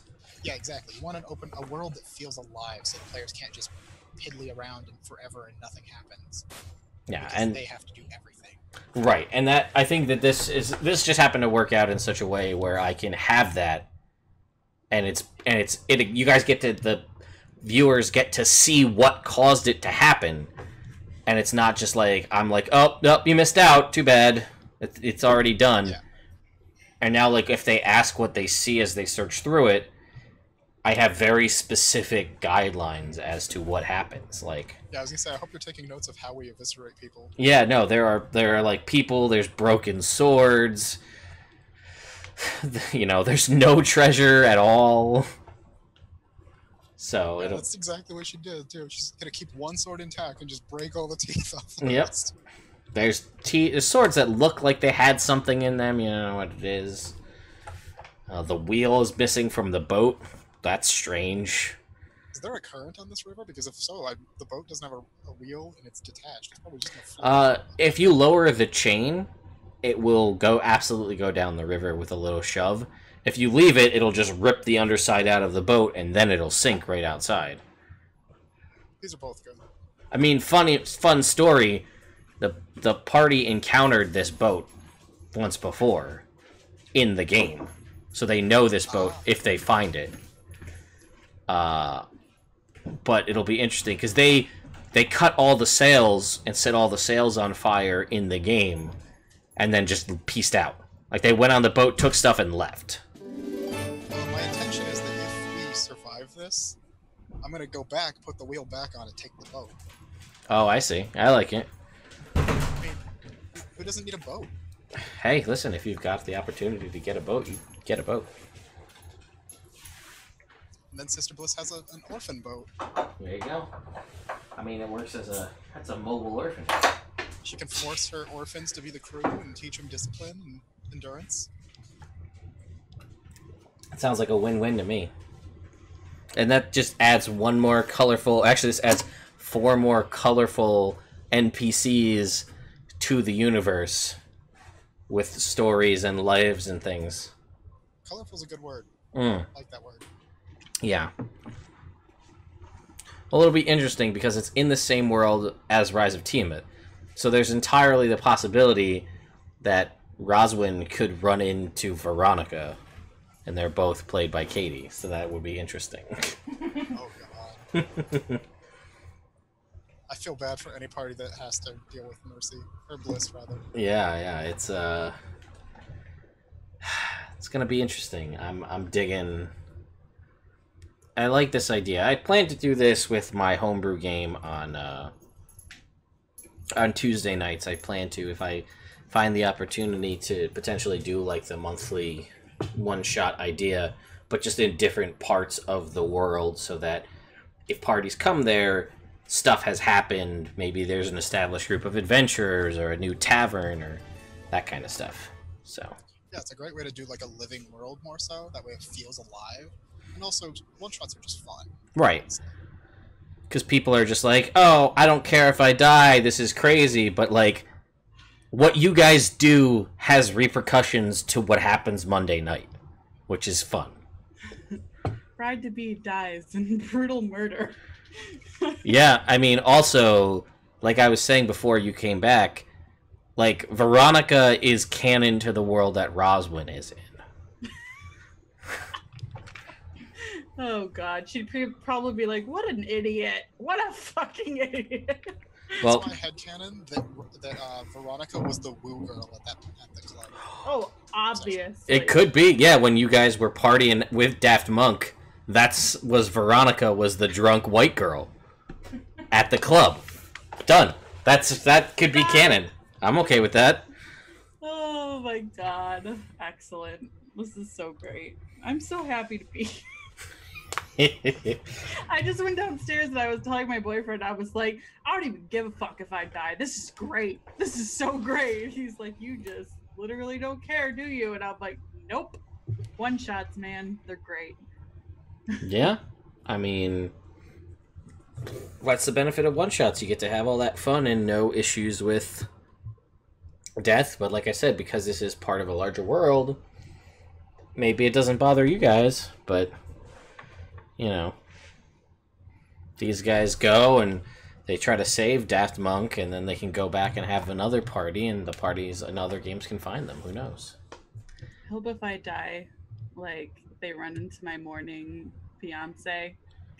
He's like, my fiance disappeared. She had a bachelorette party. I don't know what happened. Can you guys figure this out? Mystery, mayhem. Part of me really just wants these guys to all end up dead and just Mertman and Bliss to just come marching out of there coated in blood, not having taken a single hit because we're stupid armor class. I know. I fucking love Bliss. She's great. I love your voice for her. 10 out of 10 quality. So, now that everybody's back and has their drinks or water or what have you, you guys come back from your short rest. Again, I believe Janelle recovered her spent chromatic orb spell slot, and I think Veronica did some short rest healing. And then we're going to pick back up where you guys left off in that tower. You guys get it. No one seems to come bother. You guys were actually relatively stealthy, all things considered, because the one guy who was on watch was just an idiot. And he's dead now. So, and everything was contained within this tower, which is a fairly good insulator. And you actually notice that the arrow slits on this tower have like shutters, and all the shutters were shut. Nice. So, you would think, given the fact that no one came to find you and no alarm was raised, you seemingly have done okay. What would you guys like to do when you exit out of the tower? Where would you like to go? So we're just leaving this tower. Are we back outside by the boats? Do you want me mean, to or go do ahead you? and have Oh, when you guys head out, you can head out the top, like the way you came in. It's up to you. So far, we haven't actually found any entrances to the proper, like, the main building, have we? No, I mean, you could continue, you know, you had, when you were down by the water, there was a staircase that went up to kind of the central courtyard. And just based on the way that this piece is designed, it seems like, for the most part, the towers are consolidated, like, the tower is self-contained, and then you would assume that the other towers are also self-contained. And that, like, the larger structures probably have other entrances, and you know of the underwater cavern. Bliss is going to suggest we go take out the other tower so that nobody comes up behind us when we go in. Fuck yeah, let's do it. My Okay. eyelash is now not wonky because it's on my cheek. Got it. It's just totally fucked. So which way are you guys going to go? Are you going to try to go for, I guess, the south western tower, or the northeastern tower? Which way you want to go? One that was near the dock. Okay, so you guys can basically swim over to the dock, jump up on the dock, go up the stairs, kind of up, like it kind of curves around, and then directly across from you, as you get to the top here, what looks to be a chapel, the external side of a chapel, with double doors in front of you, and then when you turn around, you can see the door that leads into the tower. Which way would you like to go? Still going up to the tower? Up to the tower. Yeah. Okay. So you guys enter into this tower. It stands on the top of a bluff overlooking the Desserin Valley and the Castle Harbor. Stealthy, how's the plan to just go into this place? I mean, I don't think Sister Bliss has ever known stealth in her life. So since she's not stealthing, what the fuck is the point? She Okay. hasn't known stealth since she was a little girl stealing. Well, why on the don't you want me to go ahead? You want me to go ahead and I'll have a look if you want. Yeah, girl, it's I mean, for sure. If you can, that's your thing. I mean, you're beautiful. Did I ever tell you that? Somehow she found more alcohol. You don't know where. She pulls out, like, more flasks. You're like, I'm pretty sure that... all right, sure. So, yeah, go ahead and make me a stealth check, Bendy. 21. Okay, yeah, so you peek open the door, it makes no sound, and you can see... Can you message us? What? Oh. Yeah, message. When she's up there. You're going to send her a message? Okay. So when you peer in, Bendy, you can see filthy furs and discarded bones litter the interior of this tower. There's a rank-smelling animal like hanging in the air. It's pretty just gross, like wet dog and bones and blood. And you can see that there are 3 bugbears just like look bored out of their mind, like on chairs with like a pot, and they're like throwing playing cards, trying to get them in the pot. They look super bored. And yeah, you can message her and ask her what she sees if you wanted to, you know. Yes. Then you can respond to the message. I'll just tell her there's some real stinky bugbears in there and it's just nasty. Wow. So you guys get that information while she sneaks up that there is bugbears. I don't really want to fuck with that right now. Like, that's not my vibe at the moment. You know, And bugbears, Bliss knocks on the door. Bendy's kind of steps to the side, the door gets blown in, and the She bug... doesn't blast it, she just knocks on it twice, like raps on it with her knuckles. Okay, Bendy, you're kind of off to the side. The door is wrapped on. She walks on it and then waits and starts spinning up her flail. Okay. You hear like of like chairs being like pushed back, and you hear like footsteps making their way towards the door, and you see the door swings open, and there's like a bugbear just standing there, and he's like, "Huh?" And he pulls open the door. So what do you do? I want to. Whack. And Surprise! all right, so to the all right, we'll roll for initiative, and then we'll just count this as a surprise round because these guys didn't hear you coming. You have no tact. I hope you have more tact than this when you officiate my wedding. The 9 for Sister Bliss. Yeah, it's hard. 13. 13 for Veronica. 13 as well. 13 for Janelle. Bendy. 6.2. 6.2. I'll keep that in mind. The reason that they do that in Roll20, at least on the base, is if people tie, it weights it so you don't have to guess. And the bugbears get a 16, but the bugbears are surprised, so they don't get to do anything.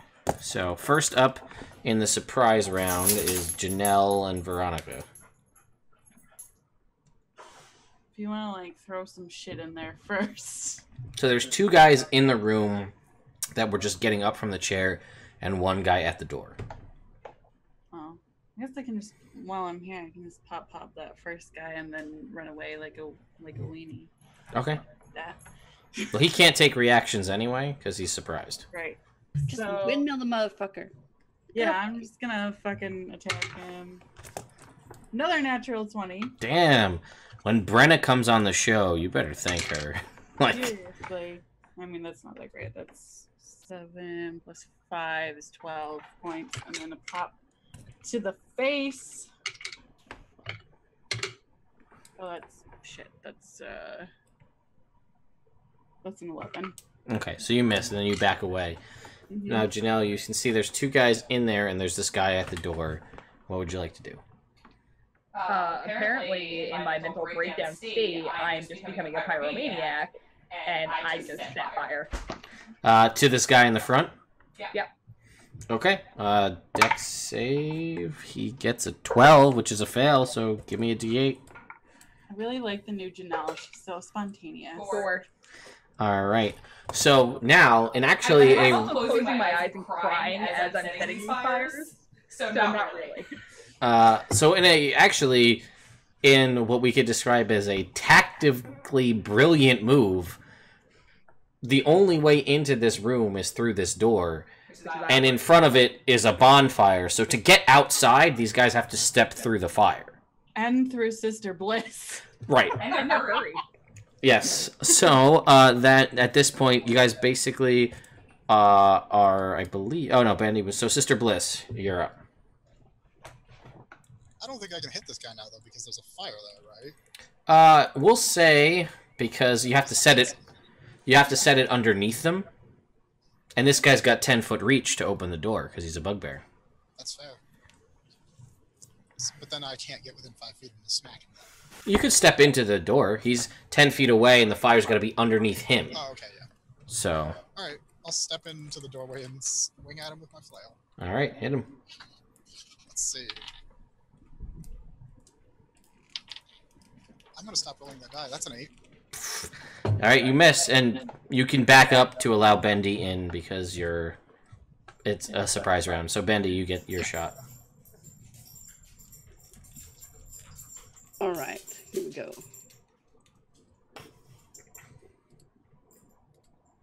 And you're a swashbuckler, yeah? Yeah, Okay. that's a 16. That hits. All right. 13 piercing. This will count as sneak attack. All right. Oops. Oopsie. Gotta type in there. Oopsie poopsie.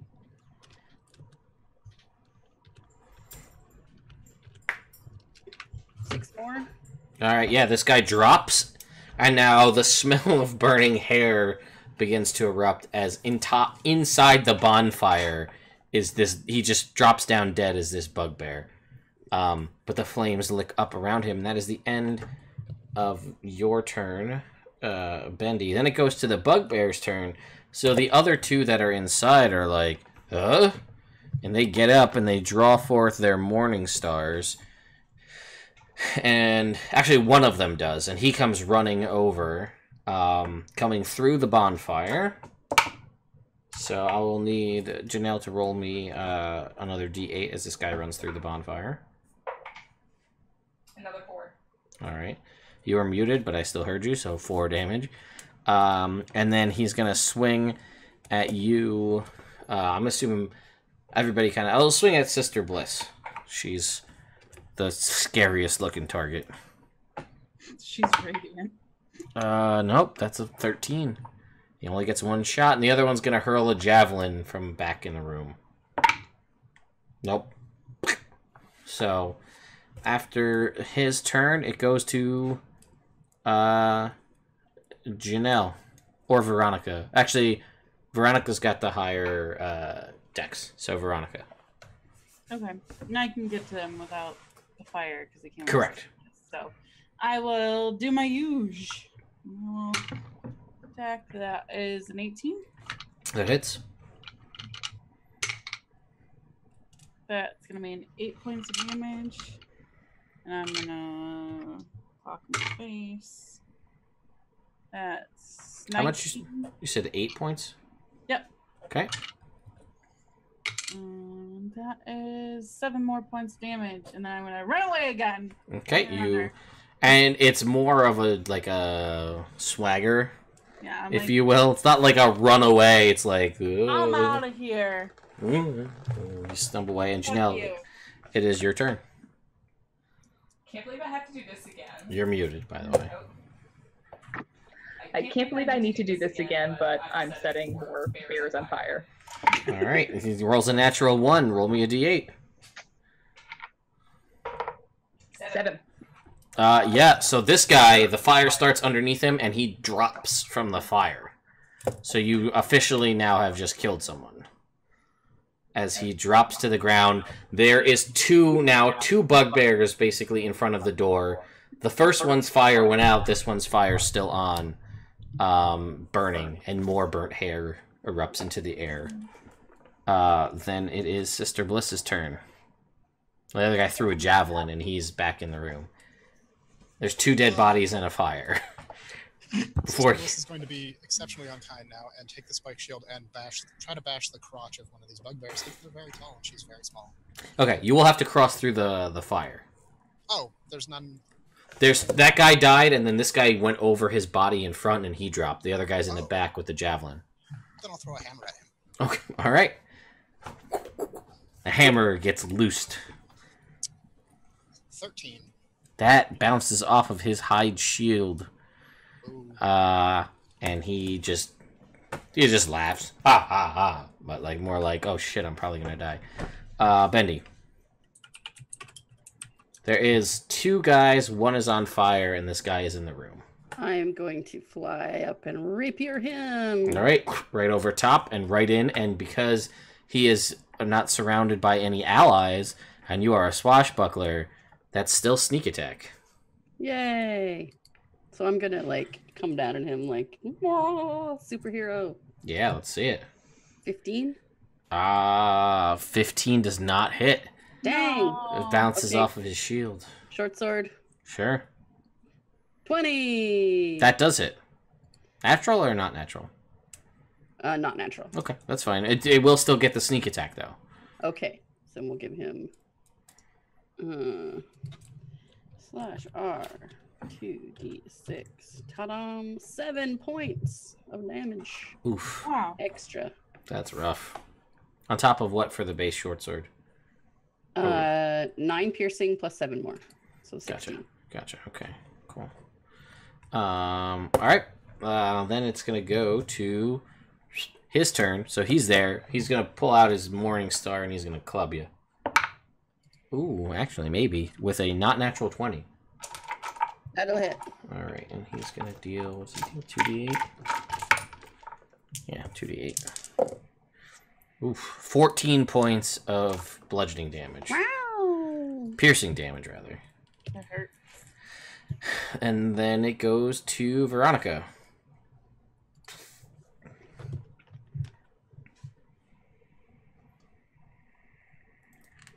Oh, that's me. That's you.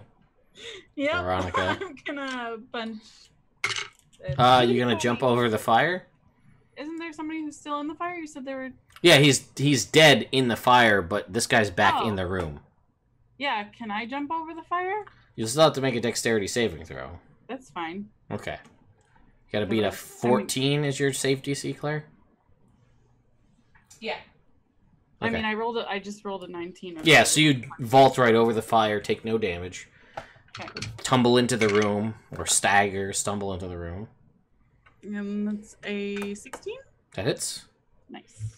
You bash his shield away with your fist and strike out with your short sword. 10 points of damage. And he is hanging on by the littlest of threads. And I'm gonna punch him. That's a 19. I fucking love this guy. Yeah. Alright, yeah, so how do you want to kill this bugbear? I just like as I'm jumping, I just like slash and then boom right in the face. And I'm just like, who's next? And he drops to the ground and he is dead. We are out of initiative, and there's nothing else in this room. Oh, no one's next. Hey Janelle, you look a little green still. Yeah, it's been a lot of fires. You totally killed that guy. It's a night of firsts. It's wonderful that we're together for this.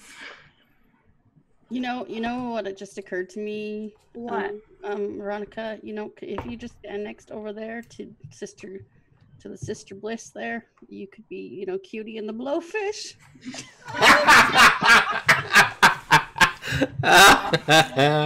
Oh my god, Bendy, this is why you're in my wedding party.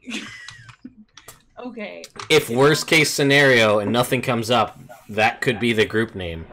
It's even before the game started, I was like, Drunkies and the Blowfish, or something along that theme. It could be cuties and the blowfish. Good. Alright.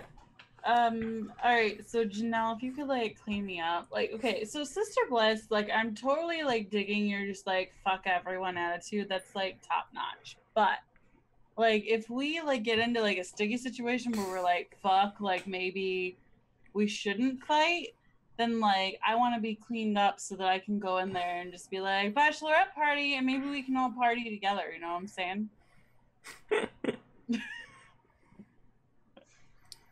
Okay, I prestidigitate everybody. Okay. Well, you guys can walk out of this room, and you can see that there's a wall to your right up above, but there's no way to get to it from your current point. And then directly ahead of you is the chapel. What do you mean there's no way to get to that wall? You can't see, I mean, all right, fair enough. With flying boots there is, but you don't see like a staircase on where in your current location. There's probably a way up there somehow, just not in your visual acuity here. Can we go back and get that ladder? That was only a 5-foot ladder, but I believe... Janelle, do you have a ladder? Got a fucking ladder? Does she have a robe of useful items? Yes. Oh my god. You're muted, Girl. Claire, but... I Oh my god, Claire, what items are on there? Don't you have healing potions? Oh, maybe. Shit! Sorry, guys. It's okay. Yeah, you have... I think I wrote it all at the bottom of the second page. I like the idea of taking a nap spontaneously anyway. I think that's very fitting for Veronica, but... Yeah. Passing out? I have two tentacles. I have a rowboat. We could use the rowboat. I thought about that, but Damn it. Sorry. I wasn't gonna say anything because I knew you had a rowboat. But I was sitting there and I was like, man, they could have just rowed right up to this place. It could be our getaway car. Yeah. We'll see that for later.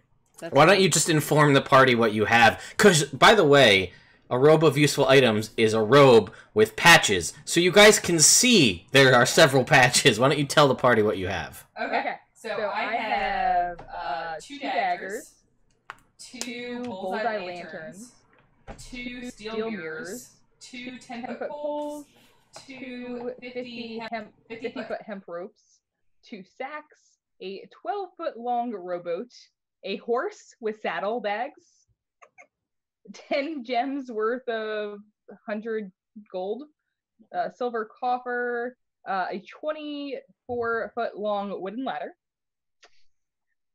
a pit, A pit? 10-foot cave. It's like a portable hole, basically. Yeah, basically you throw that on the ground and it makes a 10-foot pit. Okay, you can throw some people in there if you need to. A window, 2 mastiffs, 4 potions of healing, and 2 spell scrolls. Stealth what? Spell scrolls. Ah! Dogs on her robe. That is one fucking amazing robe. I mean, Yeah, you rolled really well on your robe. Yeah. So the way that window works is it's 2 feet wide by 4 feet tall by 2 foot thick, so you can just put it on any surface and it makes a window. So if you wanted to, like, wall. That is basically it's pass wall. wall, yeah. If you wanted to, like, hey, I wish we knew how to get into that tower window, and then you just go inside. I fucking love pass. It's one-time use, and then it's gone. Yep, you can throw out 2 dogs, you can throw out a horse, a rowboat, all of those things. There's 4 healing potions. You can use that and then distribute the healing potions, and you can use the scrolls and get the scrolls now, too. It's up to you. Okay. Do I need to use a... Sorry. Do I need to use a turn to do that? Or... I mean, we're not in an initiative, so you can just do that right now if you want. Yeah. But But if we were. If you were, it would be an action to do Okay. it. But yeah, if you want to do that now, you can. No, this party needs puppies. I'm just kidding. Big puppies. The biggest puppy. Yeah, so Claire, did you want to do that or no? Sure, what do you guys think? Should we do a window or a ladder? Well, the window you have to stick on something, but you could do the potions and hand the potions out or do the scrolls and see what they are. Is it healing? I would do the potion Okay. and then just like distribute them to everybody except for Bliss. Not be offensive, but you have lay on hands, so you can just like, you know, if you need to. Yeah. I rid myself of this exquisite pain, which I haven't experienced any of yet. Yeah, these guys have rolled like crap against you. Yeah, so if you want to, Claire, you can give everybody however you want to divvy up the healing potions. So again, people don't know, a healing potion, I do bonus actions for drinking healing potions. Those are, they heal 2d4 plus 2 HP. So you can, who are you giving the healing potions to, Claire? You have, Veronica and Shalom.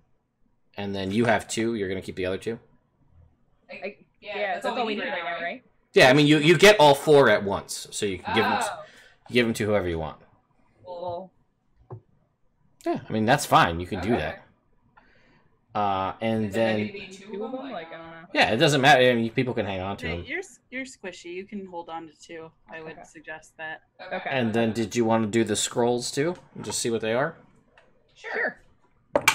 So... Hold on one second. I'll be right Alright, so you get... There's 1 second level scroll of... Second level scroll... Mind Spike. It's a wizard spell. And another second level spell. Let's roll this die and figure that out. Another second level scroll of Hold Person. Spells. Yeah, and Claire, those are both spells Oh my God. that if you wanted to use, because you're a wizard, they're on your spell list, you can use those scrolls, and it casts the spell without you having to have it prepared. You could just use it, and it burns up the scroll, and then the spell is cast. So again, those are one-time use only, right? Yeah, if this was a long-term game, as a wizard, you'd probably take the time to copy them into your spell book, so you'd have them forever. But since it's a one-shot, you might as well burn them. And if you want to know what they do... Yeah. I mean, Hold Person is paralysis. It's a saving throw, and it paralyzes somebody. And then everybody who attacks them has advantage, and if they hit, it's an automatic critical. You save that for the big boss at the end. And then Mind Spike is you choose a creature, they make a wisdom save, they take 3d8 psychic damage on a failed save, and then you always know its location, and they can never hide from you, etc. I think that's much better. Oh, shit, I totally forgot. Claire, roll me 2d20. You're a divination wizard. We should figure out what your portents are. Natural 20. Okay. And a 7. Okay, so write those down like somewhere at the top of your sheet. So you have a natural 20 and a 7, and you can choose to, when you're going to roll... Oh, yeah. Yeah. When you're going to roll, you can choose to replace one of your rolls with those numbers. Or basically, I think any creature's roll. I don't know if it's... Yeah, anybody's roll you can replace, before they roll, replace it with a 20 or a 7. And I can use that as much as I want? Or... You'll have those two uses. Okay. The 20 and the 7. Got it. So if you're going to make an attack, like when you did that chromatic orb, you could have used the 20 and it would have done 68 instead of 3d8 damage, because it would have been a critical.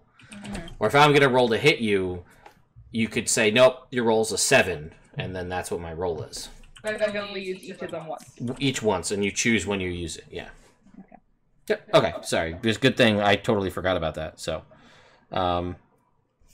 Okay, so in front of you is this chapel, and there's the wall, and then you can see kind of off to your, I guess it would be to your, kind of to the left is this other central buildings in the middle of the courtyard.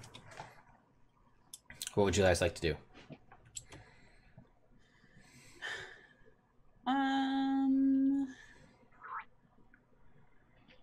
You know what, Janelle? You should decide. I really feel like you're getting into your element here. I'm still just accepting that I'm here. Live in the moment. Yeah. So? I kind of wanted to see what's in the chapel. I don't know why. Like, There's probably not a lot going on there, but I just want to get in there. Okay, can we loot the bodies? The bugbears, there's nothing.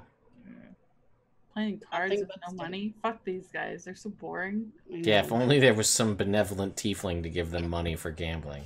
I know, right? Was the fire still burning that whole time we were going, or? Basically, the one, was still going because she didn't have to concentrate. Fire? Did Did the fires ever go out, or are they just still burning? When you cast a new fire, it ends the old one. But if you don't cast a new one, it burns continually for a minute. Okay, only a minute. Unless you dispel it. Drug the bodies into a pile on the one fire. Yeah, that's fine. They burn up. It smells like burnt dog hair. It's gross. Let's back out and close the door. Yeah. Close the door. It smells like burnt bugbear. Yeah, so the chapel door's there if you'd like to sneak up and go in or whatever your plan is. Yes. I want to take this slow if it's my choice, so... Okay. Is someone stealthing up, or...? Yeah, go, Bendy. Stealth out. Alright, make me a stealth check, Bendy, as you approach the chapel.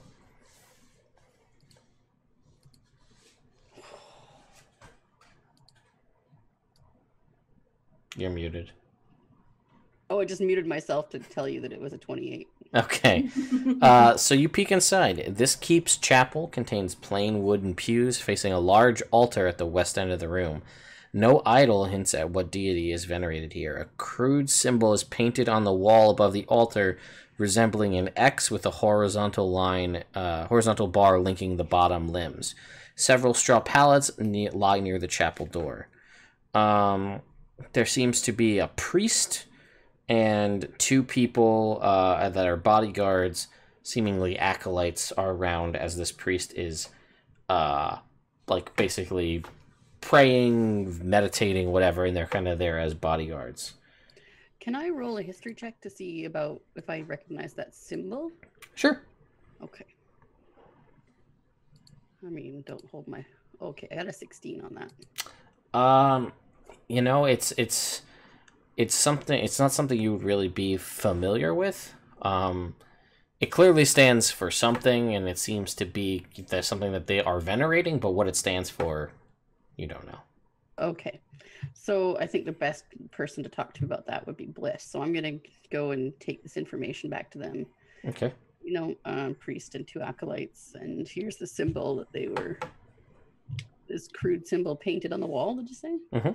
Okay. I'm gonna roll a religion check. All right, let's see.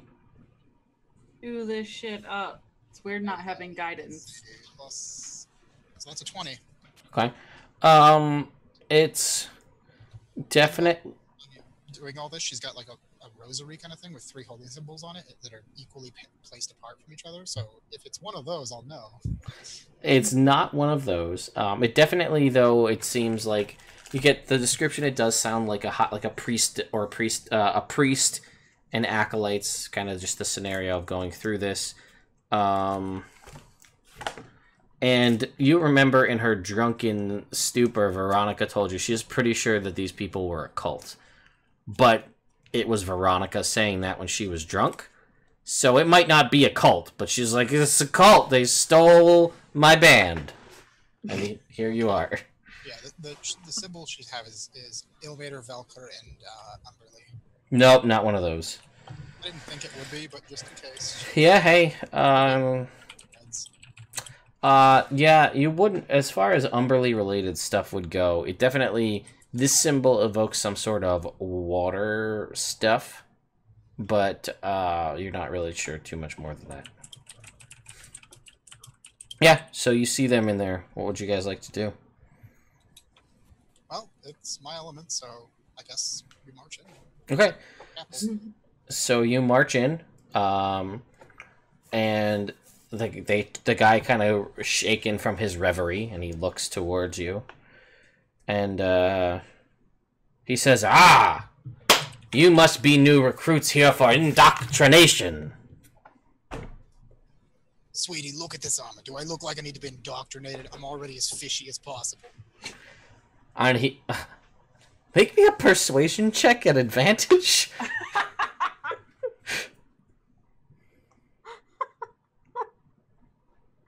This is so cool. I got a 21. So the two acolytes look bored out of their mind, rolling their eyes like they're like, oh, here he goes again, right? And he's like, well, touche. I got nothing. I was not prepared for that. Yes, brother. Come here and embrace me. And he's like, well, okay. And he comes walking over, and he's like, seems truly full of reverie to see a fellow water fish type person. And he comes over to give you a big hug. Okay, if he doesn't stop himself before he gets to me, I'm grappling him and holding him. All right, yeah. So go ahead and make an athletics check versus his, I guess, acrobatics here.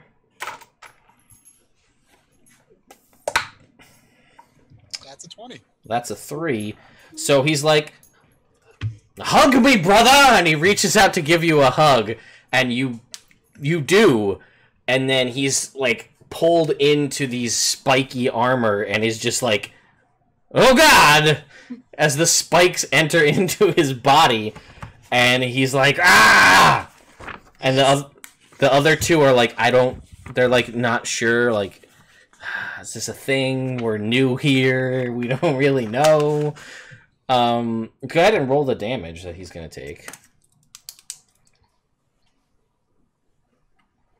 Okay, so that's 6 points of piercing damage. Okay. And as she's pulling him into the hug, she's like, now let the pain embrace you and bring clarity, brother. And he's just like, no! Can I go and join the group hug from behind him and like grab a hold of Sister Bliss and like push him into her? With your 28 stealth check, I'm gonna say you were already there. Okay. And you can just go ahead and make an attack roll. Actually, you know what? No. I'm just gonna say, roll me your sneak attack damage, and we'll just add it as you push him further onto the spikes.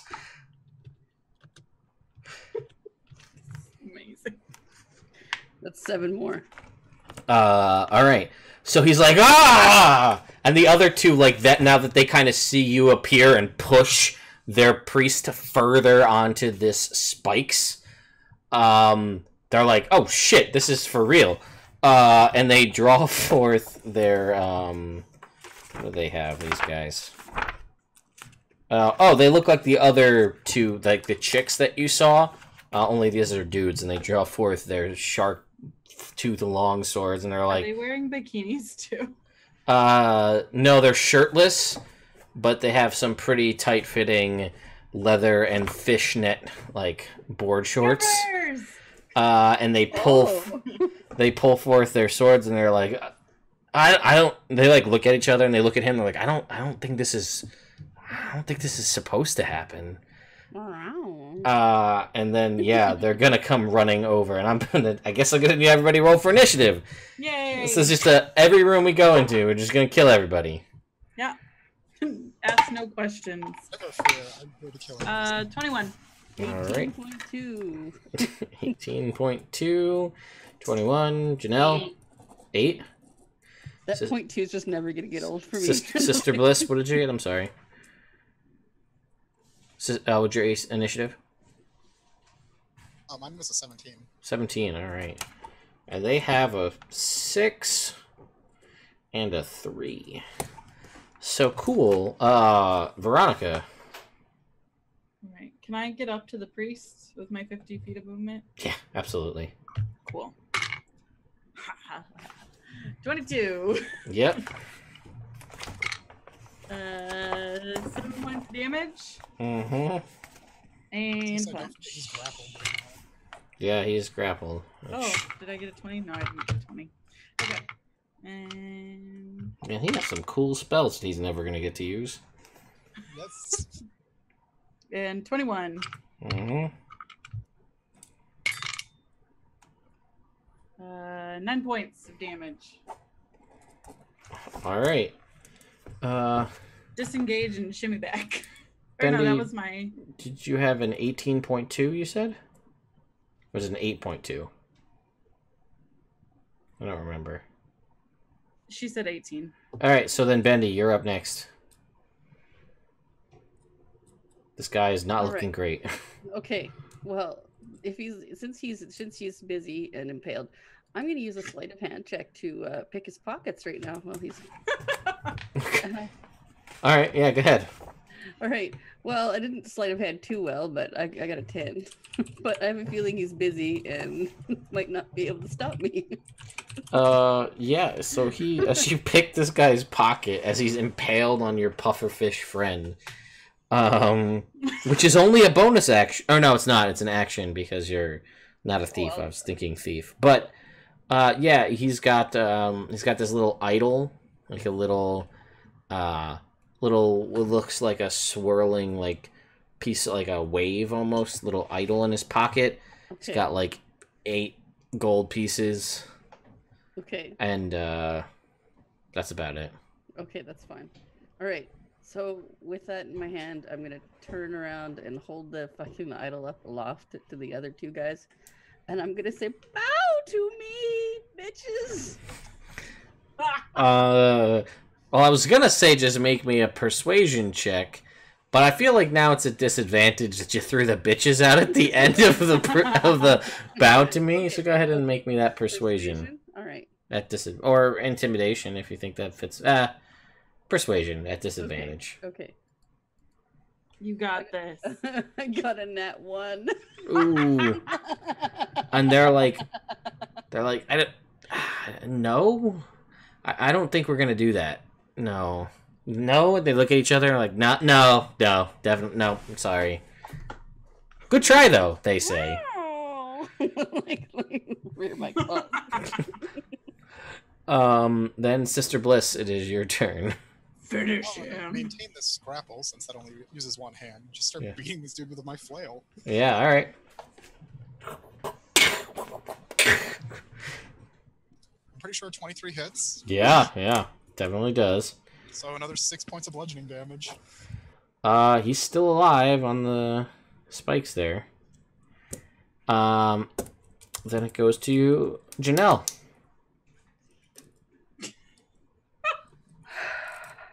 I can't set fire in a church. Not with that attitude. It is sacrilegious. I can't handle doing something like that yet.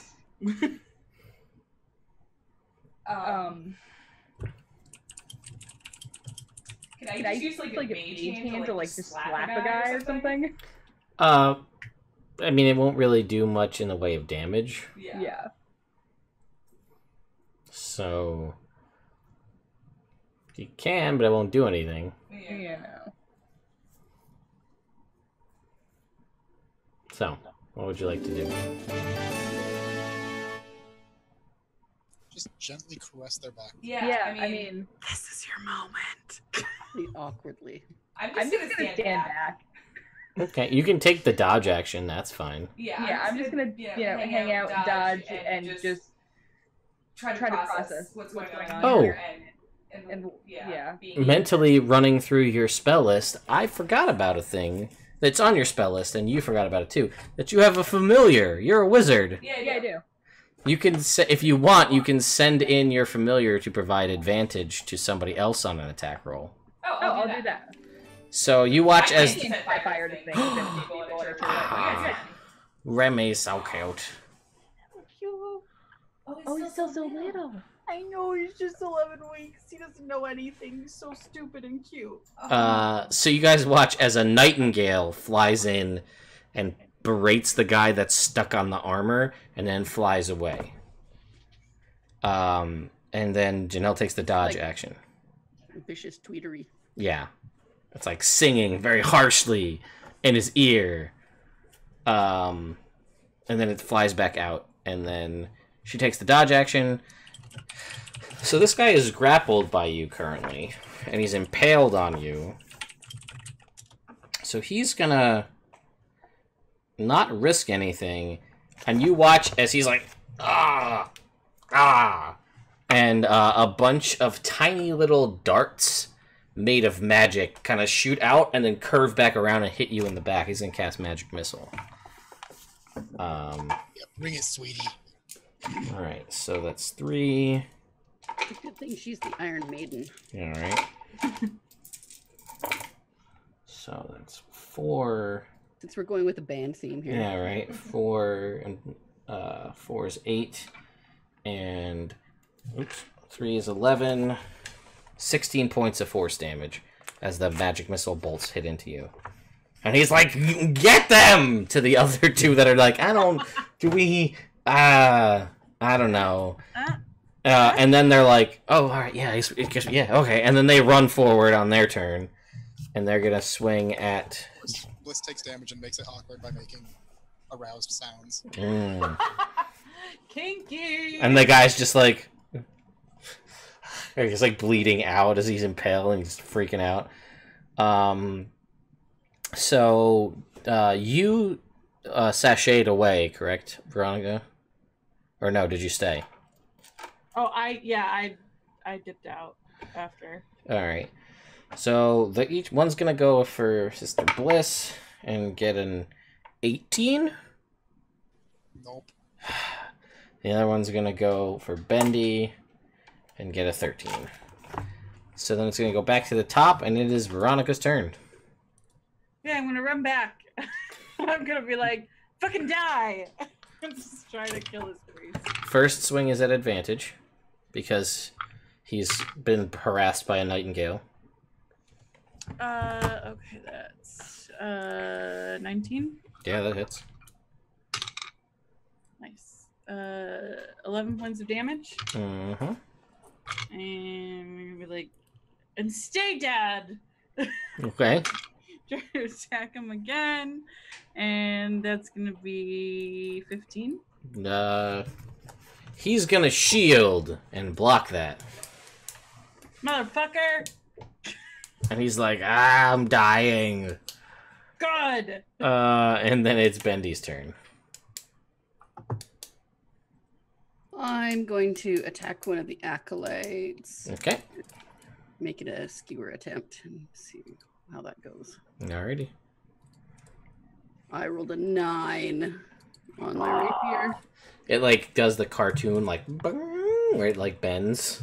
Okay, here comes the short sword. All right. 22. That'll hit. Whoop. 9 piercing plus. Do I get the 2d6? Yeah, sure. Why not? There's allies around. 8 added, so 17. 17. Alrighty. Then it's gonna go to Sister Bliss. Alright, well, I've got my shield out and I've got this guy grappled. Really can't use a weapon, so I'm just gonna kind of like keep moving forward towards the other people and just kind of pull him off the spikes and then pull him back in. Just like, so he's got a...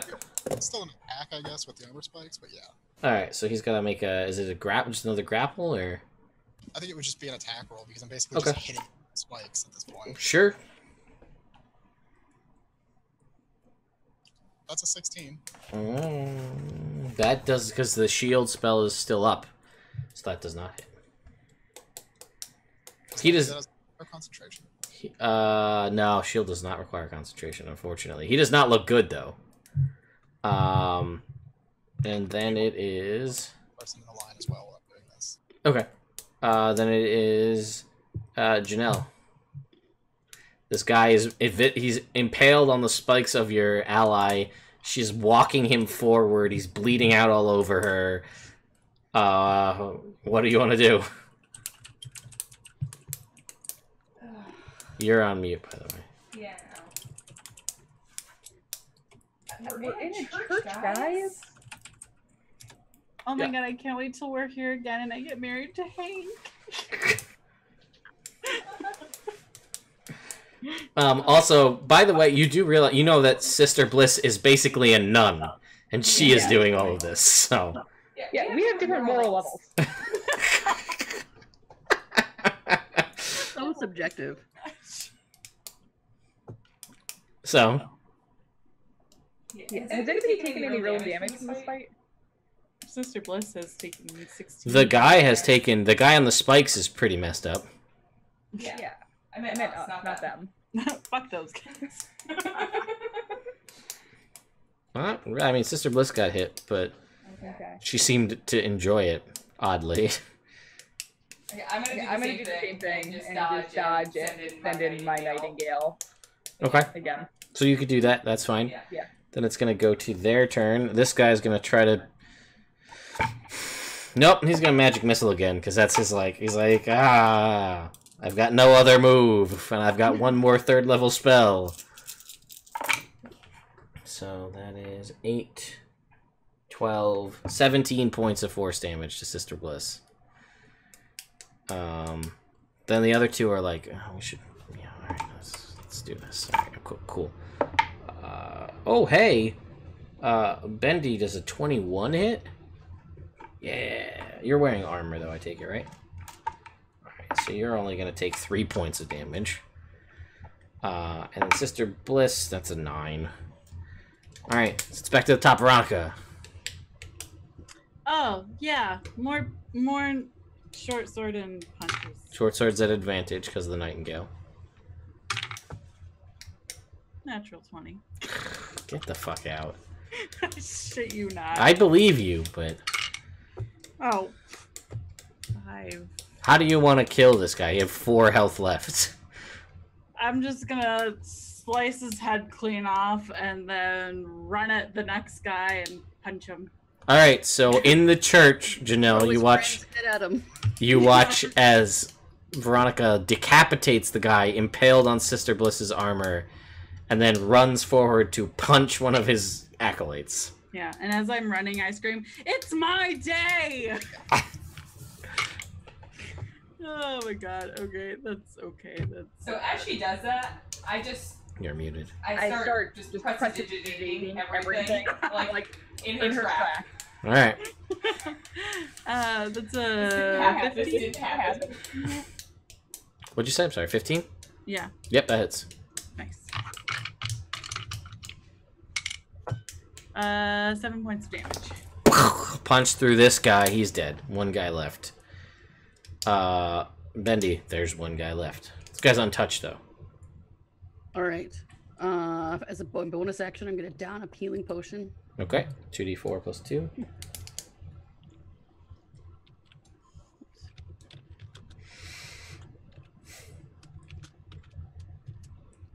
Nine. Nice. Okay. Yes, that is nice. Okay. So, and then I'm going to attack with my rapier. Okay. 20! Not a natural. Alright, yeah, that totally hits. And this will be sneak 13, attack. 13 piercing. Alrighty. And...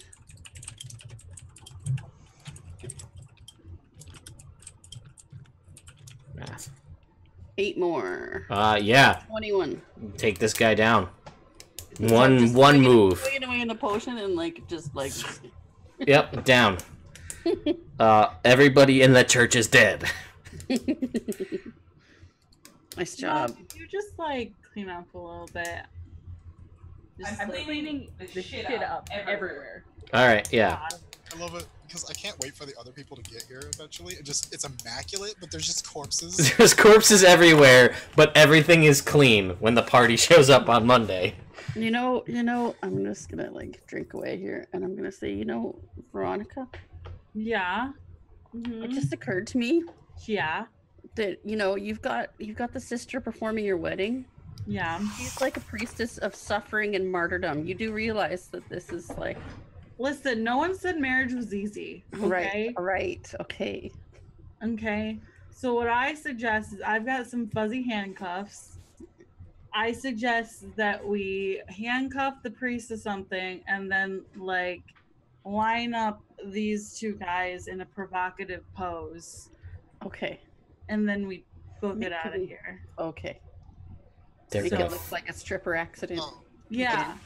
Like another stripper You could accident. just make it like a Kool-Aid Alright. situation. Okay. Like a what? Okay. you're making these suggestions as Bliss is trying to climb up towards that symbol to pin the priest's headless corpse to it. This is like cult porn gone wrong or something, maybe? We can make it look like that. Sure.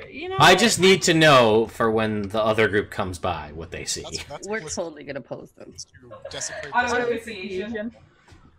I mean, I did cut his head off. So maybe you take the head and you desecrate it like that. Because I want you to be able to do what you want to do too, Sister Bliss. You're part of this. She just kind of pulls the body off with this wet on him and throws it on the ground. Squelch. And then Yeah. I pose one of them like humping like anything that I can, and then I like also like take his hand and make him like rubbing its own nipple. No. Alright, so this is gonna be weird, but what is he humping? Sure, the head. You know what? The head or where the head was? Where the head was. Yeah, Oh, sure. God. That. Great. Meanwhile, the head, I'm gonna be taking He's doing the neck hole. hitting it to that symbol on the wall. Alright. Sure. Alright, so the head is pinned up to the cult symbol on the wall. One of them is touching its own nipple and humping a decapitated head hole. There's still another body. What do you want to do with that one?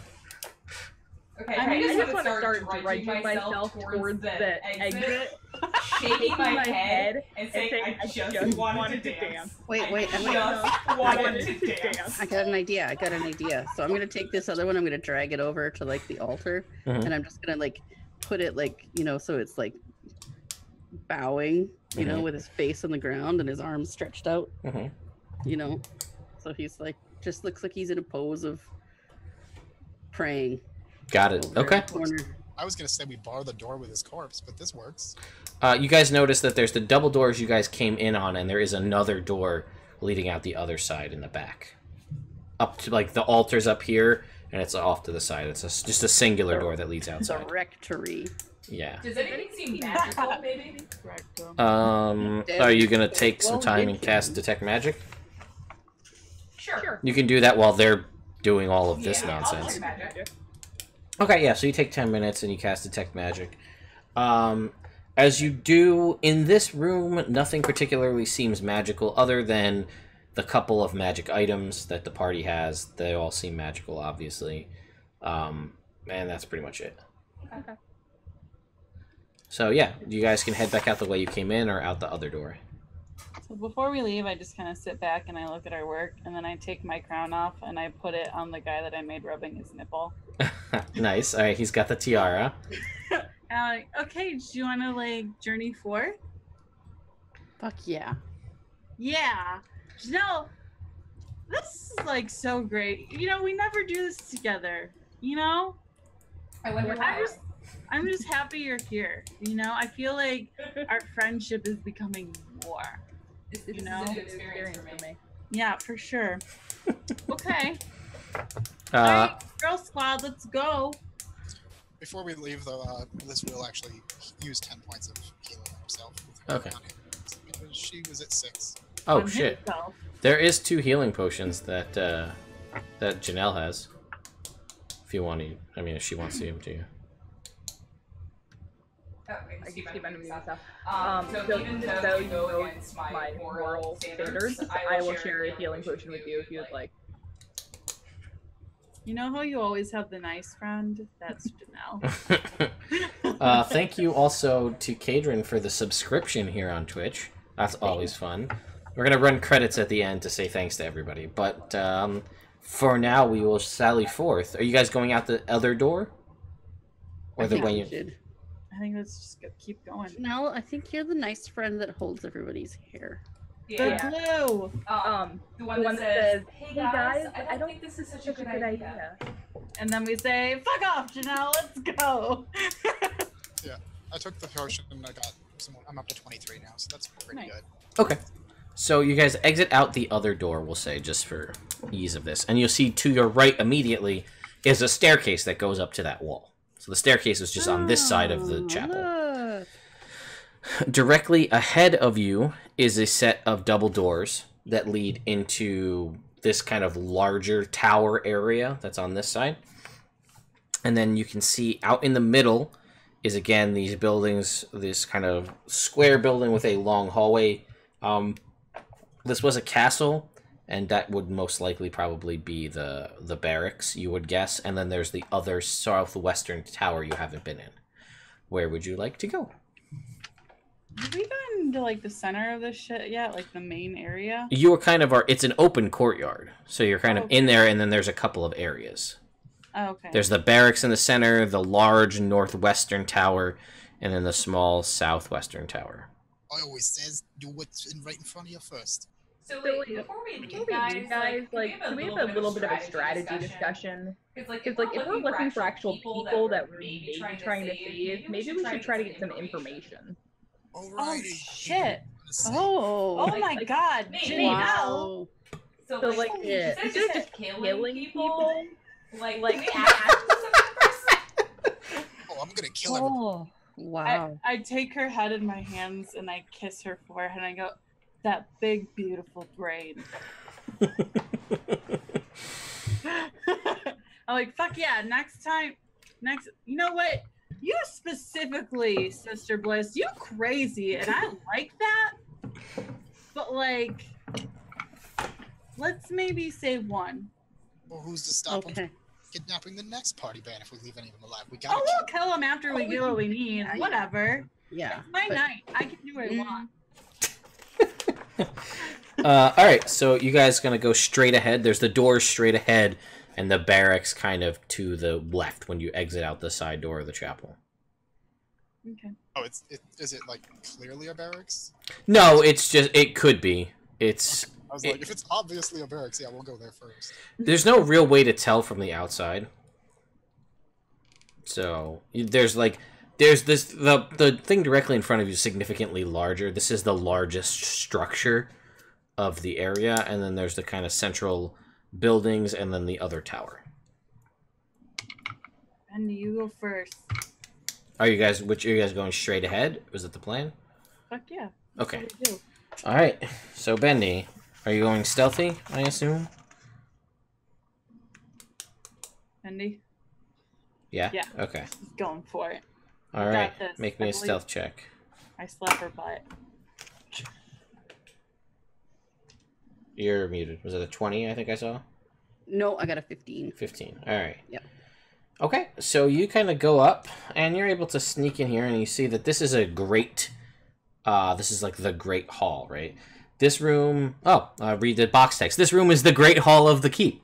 It is 2 stories high, with stone stairs on both sides of the room, leading up to a stone balcony at the west end of the chamber. Heavy double doors lead to the east of the castle yard, which is where you're coming from, while 2 interior doors open to the west. Arrow slits look out to the north and the south. At the end of the room, below the balcony, a large wooden chair sits behind a wide table littered with papers and discarded plates. A second table, this one long and furnished with benches, runs down the middle of the hall. The walls are painted in green and blue, decorated with tattered banners showing nautical designs. You see there is a man sitting at this table with all of the paperwork here. Kind of doing, seemingly going through the paperwork. He is attended by 2 of your bikini-clad, shark-tooth-wielding warriors, and another, blue dude. So, they don't seem to see you. Okay. Well, I'm just going to go back to the group and tell them what I saw. Okay, now you guys are in the know. How far out were they? Does she know? When you guys look into the room, the table is from the door you're at. You can see that 50 feet straight ahead is the table where he's working, and they sort of seem to be attending him. In the middle is about a 20-foot long table with chairs on either side, and there are 2 doors that lead out of the room and 2 staircases that lead up. I say we let them come to us. One at a time. Well, there's no guarantee they'll do that. Well, if we knock on the door. Make any more move. Sister Bliss is going to cast Bless. Okay. On who? One second. I think you get 3 targets for Bless. Well, I'm gonna go ahead and target herself and the 2 people that go into combat. So, That's fair. Not the wizard? Fair enough. easier. Oh my god, thank you so much. So for the next minute, you guys have a D4 to your attack rolls and your saving throws. What's the plan? So this is cast in the most opportune moment. We'll say, how do you want to handle going in there? What's the plan? Somebody should make a distraction, and we should sneak in there and fuck them up. Or I could take a nap. Either one I'm game for. Well, at this point, with all the fire, why don't we just smoke them out? Yeah! Janelle! Okay. We're not Get searching in anymore, there, so... So you're gonna cast a fire, create bonfire under the table, or set the table on fire or something? I prefer not to set the table on fire because that documentation may be important. Well, you could cast it on the dining table. Okay, I'll cast it on the dining table. Okay. So with a door peeked in, you cast in there, and there's a little fire sprouts under the wooden table. You guys pull the door shut. It takes a few minutes, really, but you hear like, "Oh shit, fire!" And you hear people yelling from inside, trying to figure out how to do, or what to do with that, and then let's figure out if any of these people can just cast water magic, and then that makes this not a big deal. Freaking Razor Synapse, stop making noises. People are trying to watch a stream. Yeah. Does this guy have any water magic? Nope. Cool. They're like, oh shit, go get some water. Oh, no, wait. One guy's like, the blue guy in the room is just like, I've got this. And you hear a sound that sounds similar to the other guy turning into a snake made out of water. And he goes around, and they're like, oh, man. That was close. Where'd that fire come from? I don't know. That was kind of weird.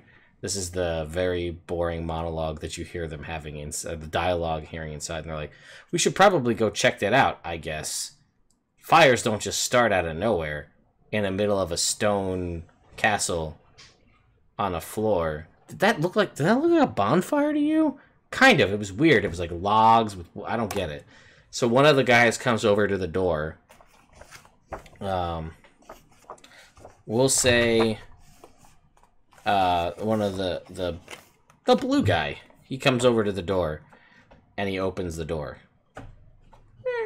And the blue guy opens the door. Time to die. Okay, do we want to do this the same way we did last time, or because I'm gonna try and grapple him? Yeah, let's do this shit, man. Okay, so I'll give you guys... Alright, everybody roll for initiative, I guess, again. Don't forget to add a d4 to it. Yeah, Oh, yeah, shit, yeah. not to Janelle, but Janelle, what'd you get? 15. Okay, Sorry, Veronica? 19. Okay. 19. 19, Sister Bliss. 10. 10, Bendy. 16.2. 16.2, got it. Alright, so, blue guy. 7. Bikini chicks. 10. Other guy. 13. Okay, so first up, well, it's a surprise round, so it's going to start with Veronica. The huge. Mm-hmm. Oh, Alright. I get it before, too. So this blue guy is here, you go for him. Oh, that's good. I had that D4. So it's a 4 plus 3 plus 7, 14. Hits. Nice. Okay. That's gonna be 6 points of damage. Okay. And why not? I'm gonna flurry of blows. Okay. That's 16 plus Mhm. 7. That's gonna hit. That's 2 plus 5, 7 points of damage. Okay. And 18. Mm-hmm. And 4 plus 5, 9 more points of damage. And then I'm gonna run away. Okay. Then it's going to go to Bendy with a 16.2.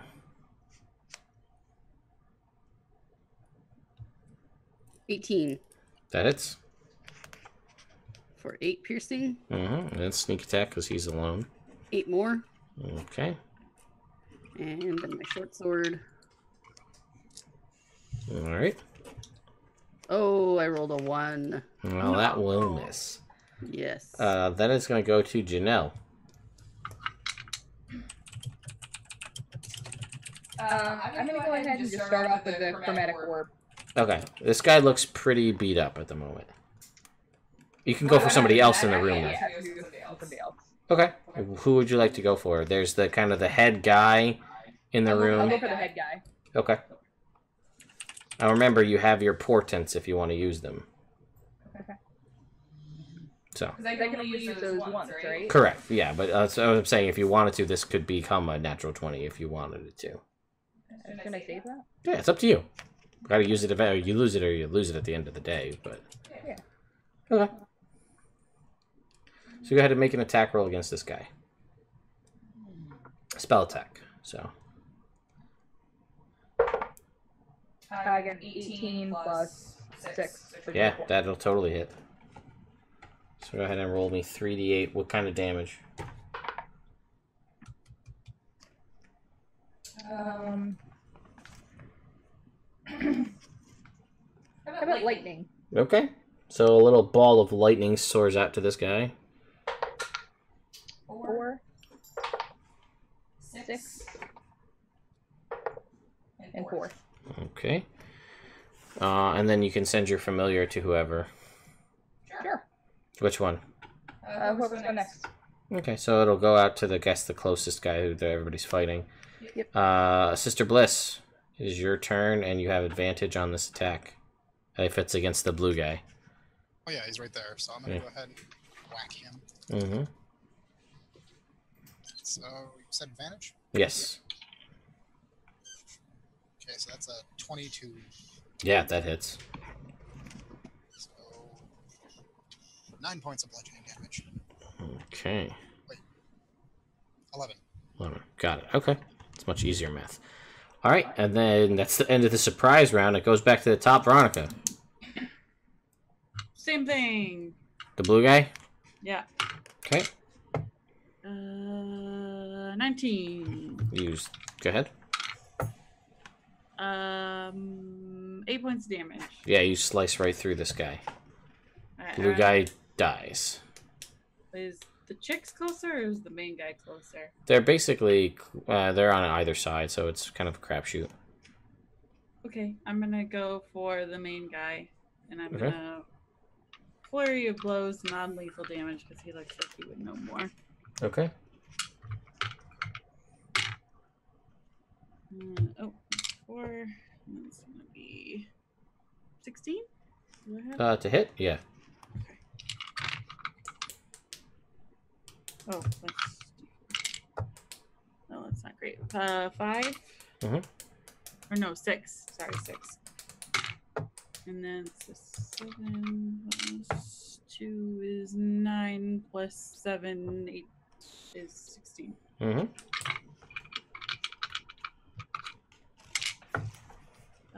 8 more points of damage. So you punch into this guy twice, pop pop, and he doesn't even ruffle the papers. Doesn't seem to do any damage to him at all. Oh fuck. Regardless, I go, where the fuck is Daft Monk? Alright, Bendy. It's your turn. The blue guy is dead. There's the 2 acolyte paper, the 2 people with the shark swords, and then this guy. All right, I'm gonna walk up to one of the girls and I'm gonna say, "That's a really fucking nice bikini. I'm gonna steal it from you after I kill you." I'm gonna say, All right. Damn. oh, and that was big words for rolling a 9. That's gonna miss, and they're like, "That's big words." With that kind of swing. And a 22 with my short sword. That will hit. 10 piercing. Mm-hmm. And sneak attack too. And then, oh wait, but with the 9, I would have had a D4 on top of that. You would have. It still would have missed, even with the D4. All right. And then an extra 4 on top of that, so 14 points damage for her. Okay, cool. All right, then it's gonna go to Janelle. I'm gonna set the boss on fire. Okay, go ahead and I gotta make a roll. 13, so he fails. So roll me D8. 5. 5 points. Okay, that's your turn. Then it goes to his turn. This guy, and he stands up and he look. Veronica, did you run away? I mean, I didn't say it. Okay, then that's fine. And he stands up and he looks at you. And he says, "Oh, that was cute." And he snarls and he reaches underneath the table and he pulls out and over his shoulder hefts this big two-handed hammer. And you watch as his body begins to stretch and shift and his clothes tear. And what you're staring at is what can only be described as a were-boar. A lycanthrope with big meaty tusks. And he looks just like a humanoid boar with a big old two-handed hammer. And he just snarls in your face, and his big pig spit gets all over you. But it's his action to transform, so that's all he does. And then it is Sister Bliss's turn. That's a big guy. Yeah. For you. I guess, well, he's the biggest target, so I'm going to go for him. I'm going to start moving towards him. Yeah. I gotta check his power. It is a bonus action, okay. Mm-hmm. But I do have to drop my bless if I use this. It's up to you. Yeah, it's worth it. I'm gonna cast Divine Favor. Okay. So I do an additional D4 damage on all my attacks, and it's Radiant. Okay. So go ahead and make an attack against this were-boar. That's a 20. Yeah, that hits. Alright. And I would do 9 points of bludgeoning and 1 point of radiant. Alright, well, the bludgeoning, he is immune to, because it's not a magic. But Bliss doesn't. Yeah, that's fair. So Bliss is, Radiant in there. there's like that little ting, and he's like, ah. But for the most part, you realize that your flail damage is ineffective. Oh, he ends his turn in the fire, though, because he transformed. And he fails, so roll me another d8, Claire, of fire damage. He was, like, too busy. 8, alright. That is 8. Wow, man, you've been rolling really... You need to get to a higher level so you can start rolling multiple d8s at this point. Good smoky dice. Uh-huh. Alright, so then it is Sister Bliss. Then it is... Oh, that guy, blue guy's dead. That's the other chicks. So... The one who said she's gonna have her bikini stolen's like, that's weird, man. She rolls an 18 to hit. I assume an 18 hits, right? That is hit, but I am wearing armor. Okay, so you're only gonna take 6 points. All right. And then the other one's gonna go for Veronica and get a crit. No. Which is not good because that means it's 4d8 damage against Veronica. Roll low. 12. 22 points against Veronica. And then it goes back to the top. So Veronica.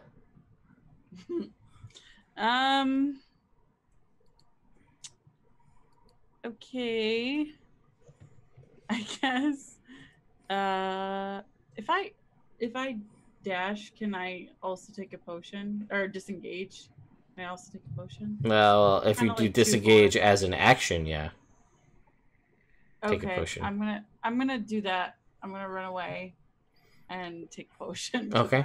Fucked up. Yep, you back up as an action, it's disengage, and then take a potion as a bonus 2d4 action. plus 4? D4 plus 2. Plus 2.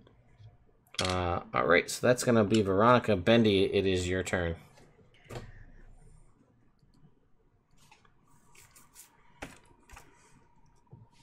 You're muted, by the way. I did it again. I fucking muted myself for my turn because I forgot to unmute myself last time. Okay, so I'm going to start with a bonus action. I'm going to disengage from Bikini Bitch. I'm going to say I'm coming back for you in just a minute. And then I'm going to fly up onto the desk and take a pocket full of, like a handful of my pocket sand and throw it in the eyes of Mr. Boar Dude. Okay. Alright, so pocket sand. In a very Dale manner here. I guess I'll make a dexterity saving throw, and we'll see if he goes blind. Ooh, that's a 19. So you throw it, and he just kind of sniffles his piggy nose. Aww. Dang. Okay, well... It's stuck in the spit on his nose, that was too. my action, and I had a bonus action, so I think I'm done, right? Yep, that'll do it. Okay. Janelle. What do Someone you sing do? my requiem for me. I'm gonna roast the the boar. Okay. He's already got the bonfire underneath him, Ow. so if he doesn't move, he'll take the damage. You can cast it again to just do the damage now, or do something else. I guess I'll do another chromatic orb then. Okay, go ahead and roll the damage. I can just roll damage. I don't need to do a I'm sorry, yeah, roll the attack, my bad. That's right. 11 and 17. Yeah, that hits. So another 3d8. 7. Uh-huh. 4 and 4. Okay, so 15 points total. All right, yeah, he gets hit by it. He does not seem to like that. That is doing full damage to him.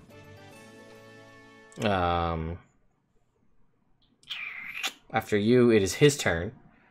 Janelle, I'm sorry, Veronica, you ran away.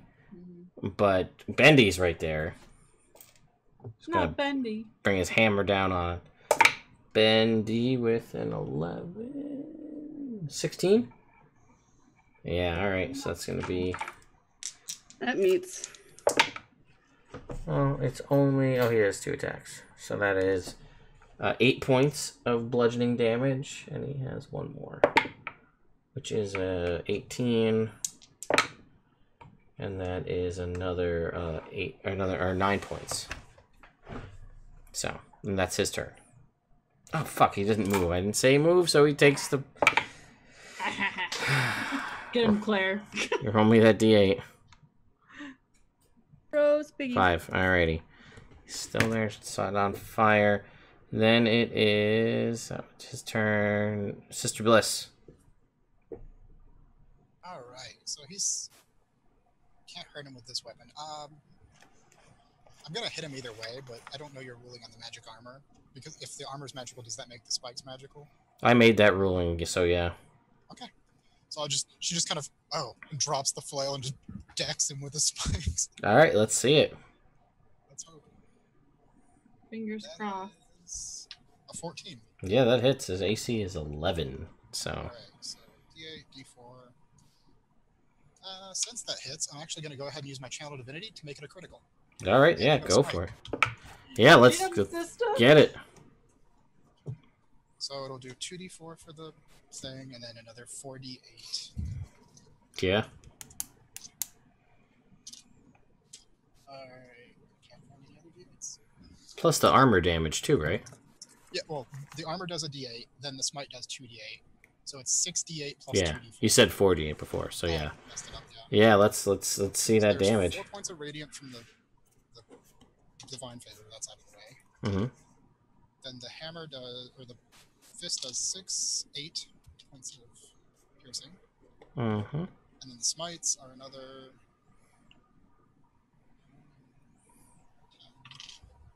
13 radiant. Yeah, you just right through this guy. Yeah, she just shoves her fist right through him if she can with the divine. Yeah, totally. And he's just like, and you watch as he turns back into a dude. And now you've got like a dude on your fist and hanging there. That crusty bitch is my officiant. And then, for the sake of time, the other person gets killed by everybody because they stand no chance at this point. Yay! So that person is dead. So now you're in this room with all this paperwork. Let's see. What's this And guy? Bendy laying on the desk all sprawled out. Yeah, haven't been bashed around. So you do notice if you go through and read through everything. Basically, there are various reports from gangs of bandits and smugglers throughout the area. There's routines for this kind of stuff. Stuff about logbooks of manifests of boats on the river. They don't actually list like what's been taken. They just kind of give there's like code names and stuff. One of these reports details caravan traffic in Red Larch. Not that you guys are gonna worry about that, because the Pota Party is. Fuck is deaf. Feels lost minds of Fandelver, man. So, does anybody, or are you guys looking around the room? Oh, there is, he also has a key. Is he still alive? Oh, no, he got punched through the chest real bad. Oh, shit. Oh. That plan didn't work out so well, Janelle. I mean, we could say you, like, before you killed the one person who I just let you immediately kill, you talked to them, and they're like, I don't know, I'm new here. Dead. Yeah, so... and he... You don't know, huh? Except what your implements. Yeah. So this guy, the werebore had a key on him. So that's a thing. Looks similar to the other key you found. I have both keys. They look to be identical.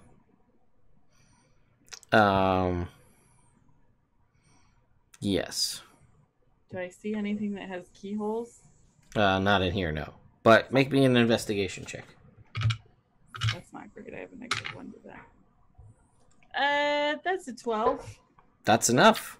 Oh, there is a secret door behind his seat that leads to a spiral staircase heading downward. Hey, guys. You know how I love trapdoors? This is kind of like a trapdoor. Let's go. Is there a keyhole on it? No. Oh. Just opens. I just flip it up. Yeah. So if you follow it down, at the bottom of the stairs you find a torchlit chamber where 2 boats bob in an underground stream. The stream flows towards daylight to the east and leads upstream into the darkness towards the west. Boats. Yep. Not for long. Okay. Are you guys really gonna fucking leave me here on a desk? She just, like... I'm not Are you unconscious? I'm totally unconscious. Oh, shit. Oh, you were muted when you said that. You were saying Oh, something. no, You were I'm muted. down. No, I'm totally down. I mean, I can't fucking do Sister shit. Bliss would have But... just poked you with 1 point of lay on hands. Oh, I'm sorry. That's so shitty. You were literally muted. I didn't know. Oh, sorry. Yeah, no, I'm down. I have one healing potion left. Oh, can I have a healing potion then? Yeah.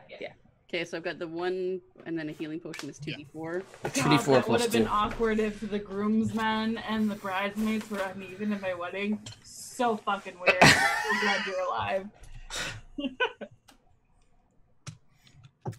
Yeah, so you guys see that there is these boats downstairs that lead away. She just, like, Okay, wait, leaps before off we the go, dock, before we go, feet before we first go. through the boat. Before you Just go. one second. I'm gonna walk over. I'm gonna take that fucking bitch's bikini. That bitch! Now there's a topless chick here, or a nude chick in here. I gotta add naked chick as well to the list of things that the other party will find. I actually, you know what? Why not position them too? You know what I'm Hell saying? yeah. Why not? Hell yeah. So, I'm gonna, take the main guy and like pose him like, Lionel Richie style on his desk. Mm-hmm. And then I'm gonna just like take the 2 girls, and just kind of like, one's just gonna be like all over him. Is that the naked one? Yeah, the naked one for sure. And then the other one is just gonna be like sitting pouting in the corner. Do you actively, like, pull out her lip to make her pout? Yeah, and like it kind of rips off actually as I do. I'm like, oh fuck. And then I just kind of like toss it in the corner, and I'm like, oh, whatever. It's one of those moments where you, like, go to pull the lip and you, like, trip somewhat and, like, rip your face open. I like natural one pose her. Alright, and what about the blue guy? Oh, the blue guy. I'm gonna just I'm gonna handcuff him to the other guy because I didn't end up using my fuzzy handcuffs. Okay. And I'm just gonna take off his pants and put him in the bonfire. Alright. I'm like, all right, bitches. Alright, so that happened. You guys you smash the boats. Yeah, I guess. Okay. Is that the plan? Make me... Wait. Wait. We might need these. We got a we're taking the rowboat. big boat. Fuck that shit. Okay. Make me a perception check. Wait. Hmm. What's The road is one-time use only. Well, you have it forever though. what's It's that permanent. monk gonna ride in there? It's 12 feet. Oh, we're taking the big boat outside with me. Oh, right. That's why I Okay. you took the stole wheel so the nobody else wheel? could take it. All right. Yeah. God, Sister Bliss, you're resourceful. It's like the ye old club. You just take the wheel off the boat. They can't drive away without a wheel. Sister Bliss, make me a perception check. Sister Bliss, oh, a perception check? Okay. That's a 10. Okay. Is anybody going down with her when she's smashing the boats? Also, Mud Puppy. Yes, she is. Sister Bliss is all A-okay with corpse defilement. She's not that kind of paladin. Yeah. Was anybody going down with Sister Bliss? Yeah. we Make me a stick perception. together. Make me a perception check then, or everybody if you're all going. 18. Do I still have bless? No, Bless went down. Plus 2, 20. 12. 22. All right. So Veronica and Bendy, you can see 6 ghouls are in the water near the boats, underwater, but they're there, and they are Okay. alive or undead. I have this great idea. Let's just not go in the water. You're so smart. I guess you're for a head too. But Sister Bliss doesn't know about them. Bitch, get back over here. See, that would have been a good theory if I wasn't already, like, jumping feet first through a boat. There's like undead guys in the water. Bye, Oh, then I have Sister to Bliss. destroy them, of course. They're dead. There are 6 of them. What do you What guys are- want to do? Are they attacking her? I wanna- immediately? Not yet, but I What if we totally just want to know throw about. one of the corpses in there? What are the boats? Like, what type of boats are they? they're rowboats. Is there any gas or anything like that in the area, or oil, or for flames, candle things, or whatever? You have 2 lantern patches full of oil. Okay, so I'm gonna say let's put oil on top of the water, and I'll set it on fire. Yeah. That's Okay, you can do that, and that'll set the boats on fire too. Yeah. Sure. All right. Fuck boat. Burn, baby, burn. So you rip off your 2 patches of lanterns, dump the oil out, set it on fire. The boats are on fire, and we'll say you do that. And do you leave the boats there and burn to fall in, or do you push them away? Just give them a swift kick in the ass. Just send them on their way. All right, so the boats Viking funeral style down the river. This is gonna be so weird on Monday. All right, so you guys come back upstairs. There are 2 doors out of this room, and 2 staircases leading up. Oh, we better finish checking this room, so let's go up. Okay, Did we loot these bodies? there was nothing of interest. No. I looted a Yeah. bikini. You know what? That I happened. Did anybody actually great take in all it. the papers off the table?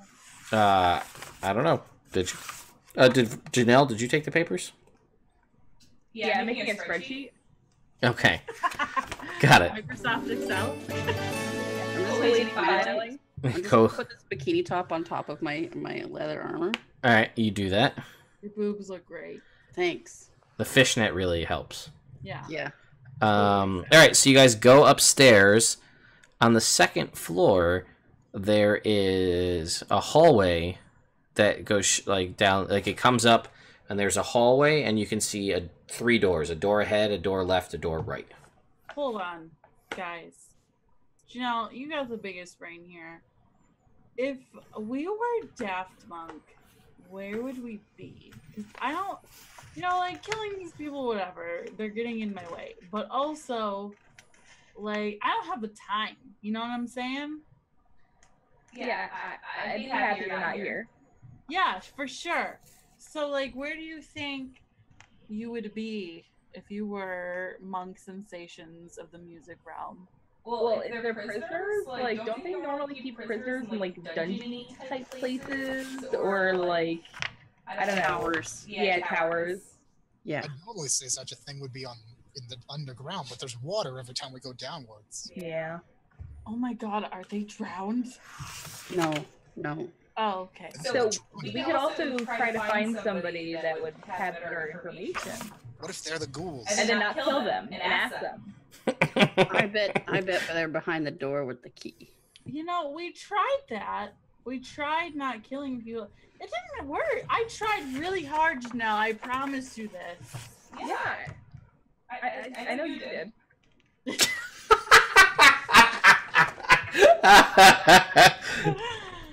Okay, well, alright. Everybody, hands in. Oath to not kill people that might have information. Okay? No. Okay. No. Okay. Okay, not Ben, we'll because kill he's not about this after. life. Okay. Yeah, for sure. I don't care after. I just Okay. want my wedding to be the perfect Okay. thing. Ask first, then kill. Yeah. Mm-hmm. I mean, on that one. Yeah. So again, there's a door ahead and 2 doors down this hallway. Left, right, or straight. Which way do you want to go? Based on the layout you saw above, it looks like probably straight ahead is the largest area. Straight ahead. Okay. Just going in. Well, I mean, I want my sister No, to go no, first. no, no, Oh, no? no. Oh, shut up. Okay, no. Bendy's gonna go first. All right, Bendy, make me a stealth. A 13. All right. Getting drunker. A large semicircular room occupies the western half of this floor of the keep. 3 narrow windows look out over the countryside outside the castle walls. This room's furnishings are very plain, including a hard-looking bunk, a small wooden table, and a couple of simple chairs. Several large chests occupy the room's southern corner. When you say several, how many is that? Several is like 6. Good thing I brought my fucking thieves' tools, bitches. So, while you guys are looking around this place, it is empty currently. Sorry, do you normally bring thieves' tools to the bar? I bring my thieves' tools everywhere. You know, usually I forget my keys, and then Bendy comes and takes me into my apartment. That's yeah. So she's clutch. Can I get everybody to make me investigation or perception? Your choice. Ooh. 19. Perception, I'm assuming. 24. 19. All right, and it was perception for Veronica Bendy. Perception? Or Yes, sir. All right, Yes, and yours is 24. investigation, Claire? Yes. Cool. All right, so you, Bendy, or I'm sorry, you, Janelle, find a secret door in this room. Cool. That looks like it would lead into that room that you saw to the right. You two, as you're looking around the room, Veronica and Bendy, you get a smell, like a pig smell, similar to that guy that you just killed. You get the feeling this is probably his room. You also feel like none of the chests are trapped with your perceptions. I try my key in every hole. My 2 keys. None of them work. Fuck! Are the chests like wooden chests or metal chests? Are they locked? They're definitely not locked with those keys, as we know. The chests are...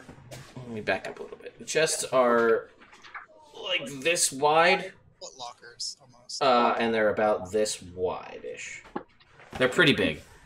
They're It's like... like a foot locker sort of deal, the big like storage chest. They're about as long as a footlocker, but they're rounded tops. They're more like the big chests in like Zelda, right? The big chests. Ooh. And there's what did I say, 6 of them? Yeah. They are locked, like they have locks on them. 5 of them are locked. 1 is not. Well, I'll just open the one that's not locked then. Because... Okay. Inside this one is 600 silver pieces, 450 electrum pieces, and a pouch containing 15 blue azurite stones worth 10 gold each. Okay, well, I'll grab the pouch and pocket that. But that's a lot of coinage that weighs a load. and you hear knocking from inside one of the chests with your perception check. Ooh. Is that one of the locked ones? Yeah. Obviously. Mm-hmm. I will Kratos it open. You know what I mean? All right, make me an athletics check. I was gonna say smash it, but that works too. Let's see. Athletics, that'll be I'm gonna say, who goes there? 14. You crack it open, and this is bigger on the inside, this chest, almost as if it's some sort of extra dimensional space.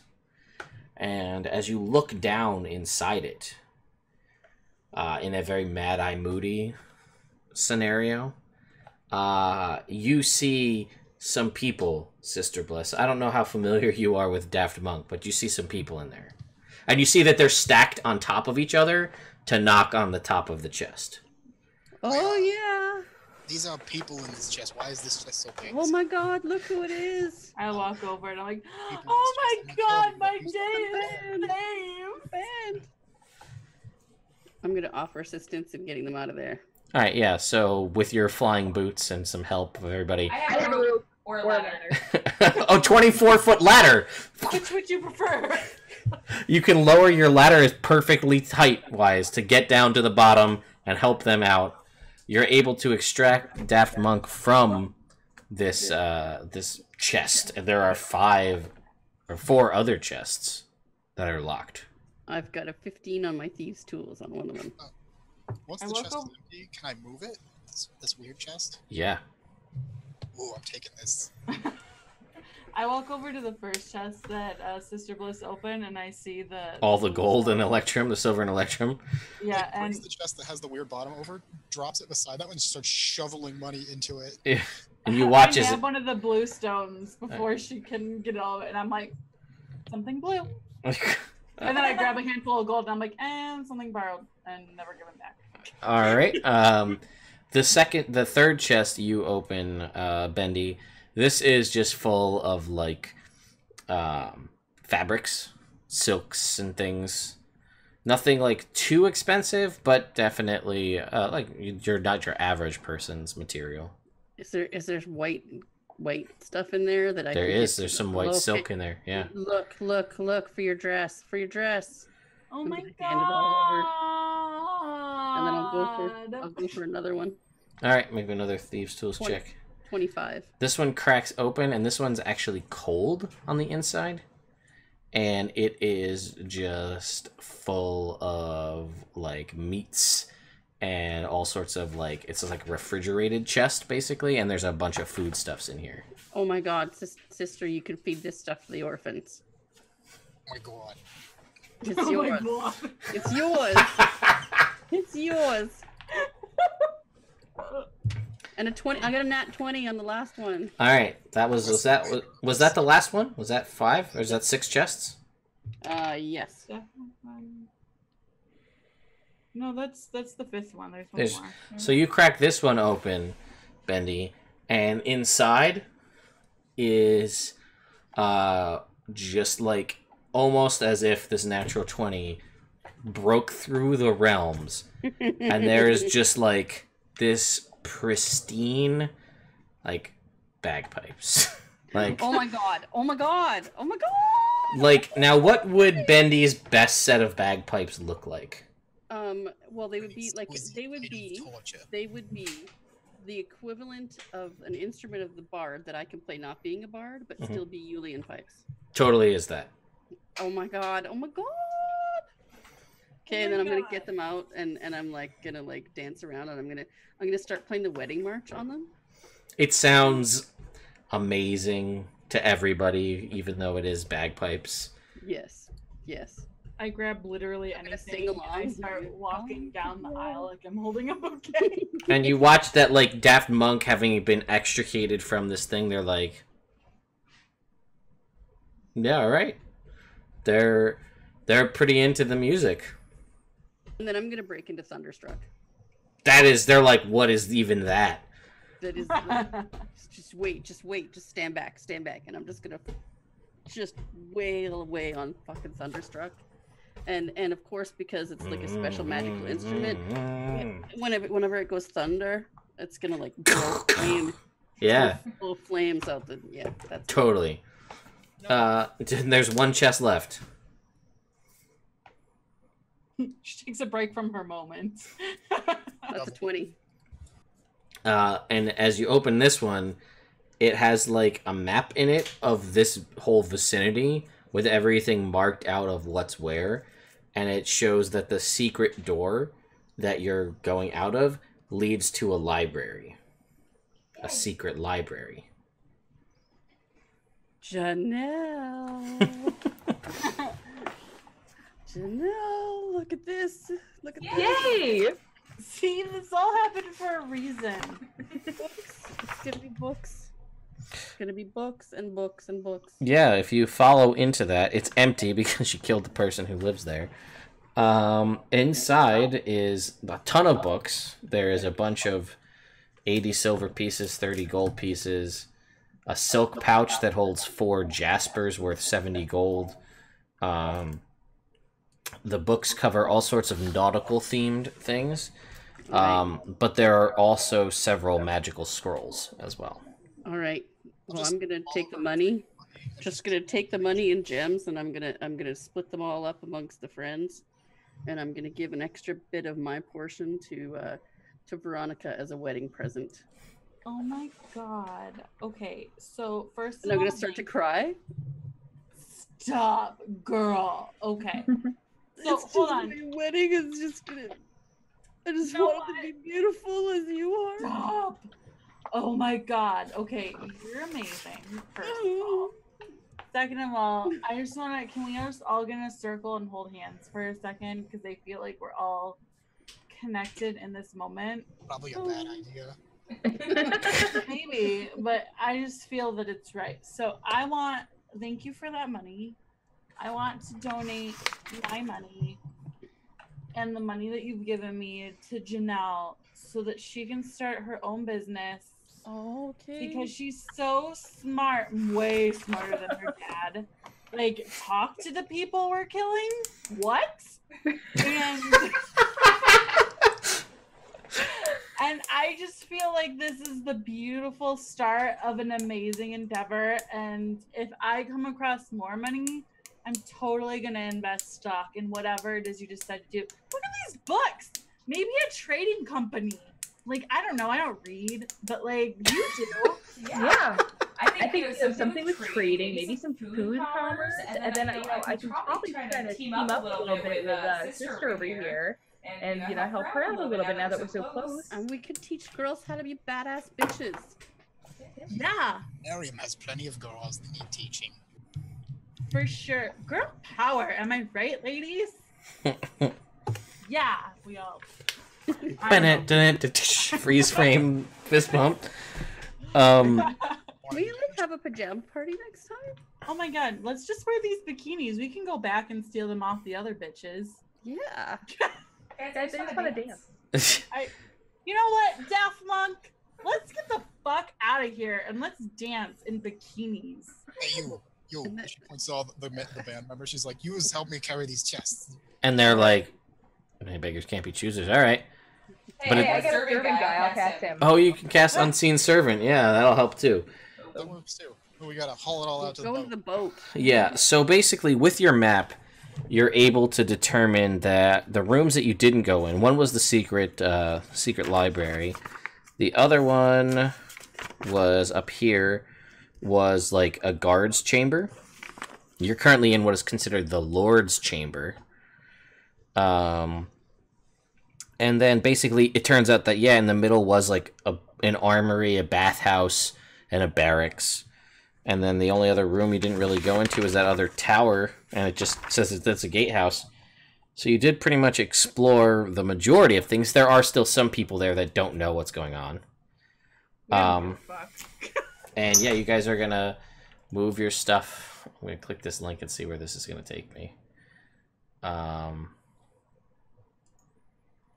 Yeah, so basically you guys head out to... you're slowly able to carry stuff to the boat, and you notice that up against that gate that you saw, Sister Bliss, with the wrought iron gate with the keys, the 2 boats that you shoved off on the River of Fire, they're butting up against that and just burning. Apparently, it was a secret escape passage, and those 2 people had the keys. So you guys just set that on fire. So now if the new group comes in, there's just, like, burning boats. There's just an area that they can't get through because the keys are gone. Yep. If you guys try to get me in a boat, I don't give a fuck. I'm walking. I don't want to. I saw my rowboat. Don't I? Yeah, you do. Oh yeah. You were good, guys. Okay. I'm just gonna. If I just like lay my head down, you guys wake me up when we get there. Back to where I'm. Oh hell yeah! Rowboat. Hell yeah. What we're saying is we throw a Just bunch when you of lay buckets down, in the vest and put her in it to sleep. Mm-hmm. and I'm just gonna lay her in the recovery position because I know she's gonna puke at some point. Yeah, that's fair. So you guys are able to load all of the chests and all of the really cool, important loot onto the boat that you stole. You're able to lower the chain down, and as when they stole Daft Monk, they stole them with their instruments, which they also have, was in the chest with them. So as you guys get on the boat, lower the chain, and sail away, they start jamming. Inside the loot room, Yeah. where the chest used to be on the wall, Mm-hmm. I'm going to write, "Too bad you didn't get here first, bitches." Do you sign it, anybody, or no? Yeah, I'll sign it. I'll sign it. Veronica Mandy. wedding party. No. I'm gonna sign it, cutie. Cutie and the Blowfish? Nice. Yes. I like it. Alright, well, I mean, I think that's probably gonna do it, guys. This was not the way I intended this adventure to go, but it never is.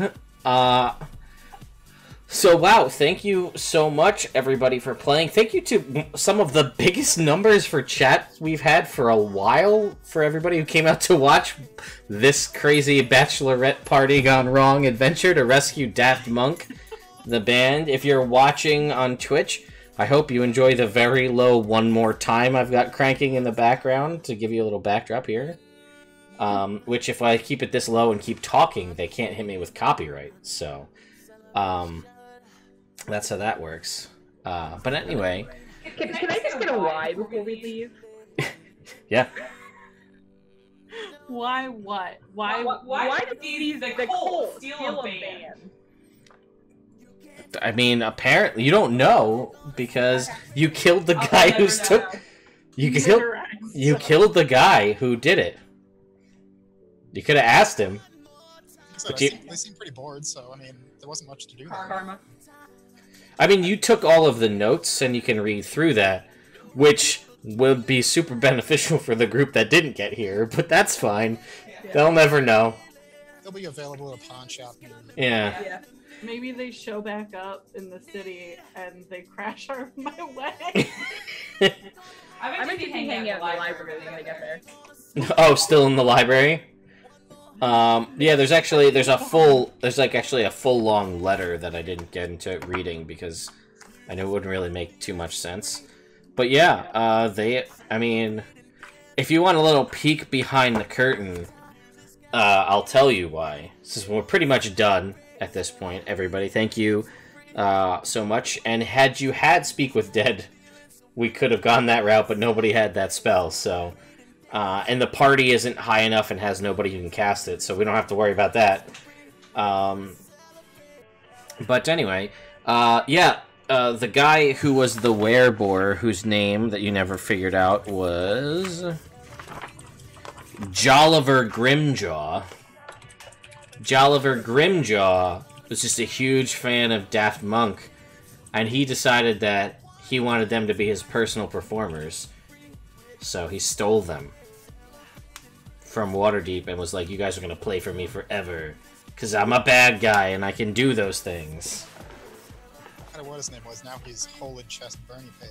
Yeah, yeah. And yeah, I don't think you care about what happens with Janelle's future business.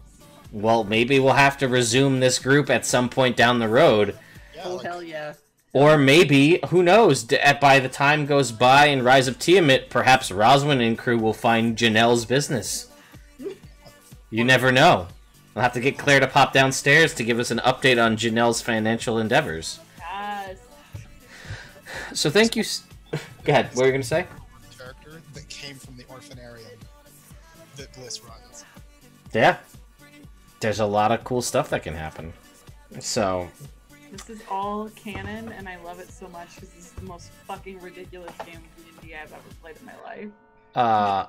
Yeah, so for those of you who are curious, this is basically a very weird version of Rivergard Keep from Princess of the Apocalypse. It is one of the early adventures that the party's supposed to tackle at, like, level 3. My party is level 5, and they've ignored this, and they're on their way to level 6. So I was like, I don't want them to really deal with this, so I let these guys play through it instead, and just have fun with it. So that is great. So thank you again so much for everybody for playing through this. So with that, I'm gonna say, why don't we talked a little bit about who everybody their characters were, so why don't I just have you so Shalom, why don't you tell us where you are in the real world and where people can find you on the internet, and what kind of games and things you're involved in and all that good stuff. Gosh. Okay, so today is my 5th day this week of D&D. Nice, great. I play a fuck ton of D&D. I play 2 games a week with Homer. One Okay. that he DMs and one that I play with him in and on the Thoglor's channel. And I do lots of GTA RP, and lately been playing a lot of fucking Conan. It's just so silly and fun.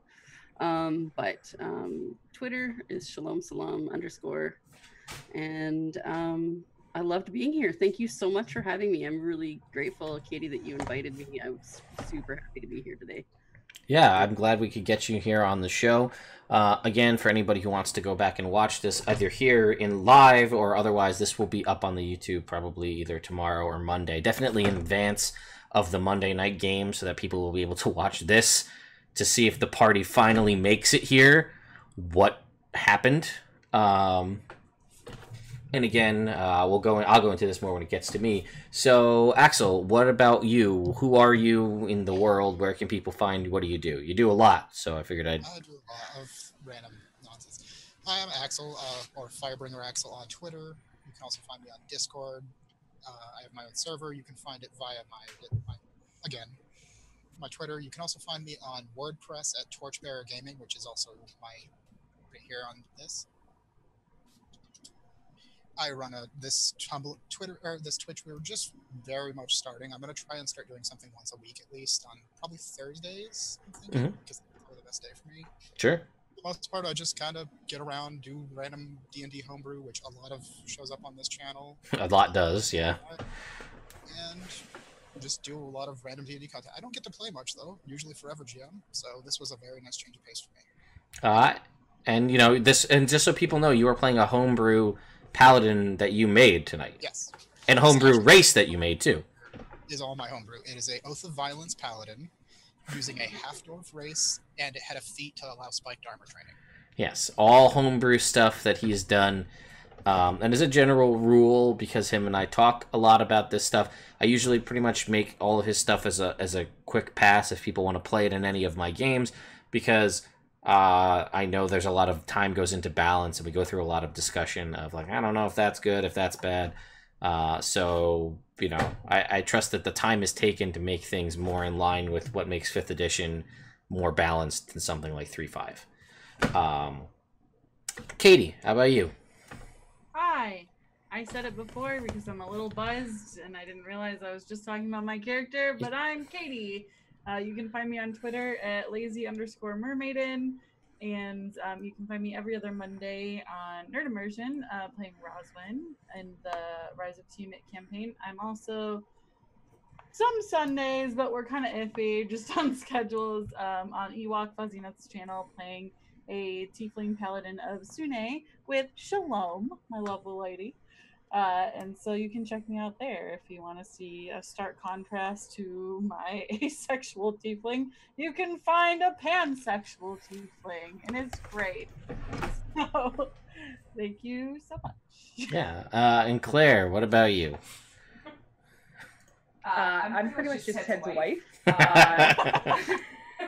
I played very, very little D&D for being Ted's wife. So hopefully I didn't hold that game at all with. No, you gotta do it more. You gotta, Right? Cool. Play with us more often, Claire. We'll see about that. And, I had a good time though. Thanks, guys. Yeah, I was gonna ask this to you, Claire. For someone who's pretty much played almost no 5th edition and had a very poor experience with 3.5 back in the day. For people that may be watching this that are relatively new to Dungeons & Dragons or just starting out, you picked a wizard, first of all. So let me just say you picked probably the most complicated class one can pick as far as spell choices and things like that. How did you find it? Ease of play? I mean, this was a kind of a loosey-goosey campaign one-shot anyway, but what did you think? I enjoyed it. I did like how dimensional it was as far as, options and, uses. That was actually one of the things that made it so hard. It's like, you don't know what you're going to end up doing. It definitely does take some creativity to, use some of these. I mean, I use the same spells over and over again, just based on, where we were mostly battling. So I'm happy I took some of those battling type spells, because I wasn't going to at first.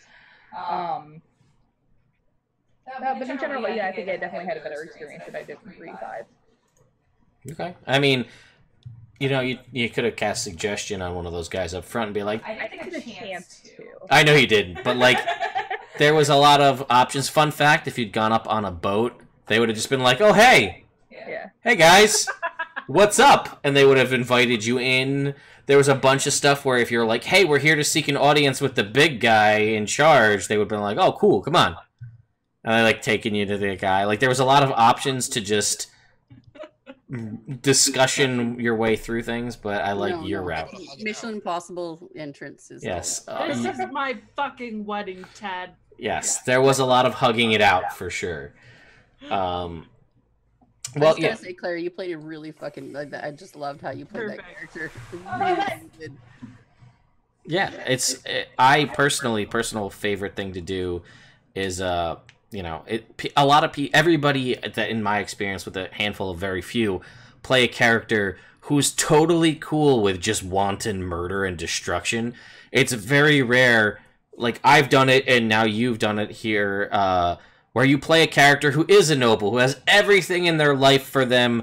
They don't even like see blood, and they're then surrounded by people who are like just murdering people, and you're like, this is fucked up. I'm gonna throw up and not want to do this anymore. Yeah, when somebody takes their turn not doing anything, I'm like, this is dedication. I said my familiar in. You did, and that was great. No, I'm not knocking it. I'm just like, hell yes, she was totally a character. I love it. Yeah, and again, I will throw the link up one last time here in the chat. I'm Ted. This is Nerd Immersion, a channel that I run. I stream 3 days a week. Every other Monday is alternating Hoard of the Dragon Queen, Rise of Tiamat. It's the canonical version of the Forgotten Realms that this game took place in. Tuesday, I run my homebrew game at the table behind me. That is 3 weeks out of the month. The final one is an evil campaign run by one of the players here. Wednesday, I stream character building, where I build anything from Shrek to Iron Man to, I don't know, name an anime character that's a main character series. Probably done that. I did Doctor Who Wednesday, or the 10th Doctor, rather. So, yeah. So I do all sorts of stuff like that. A lot of coverage for the new books, Mordenkainen's Tome of Foes, coverage of the stream of Many Eyes, to the point where people thought I was there.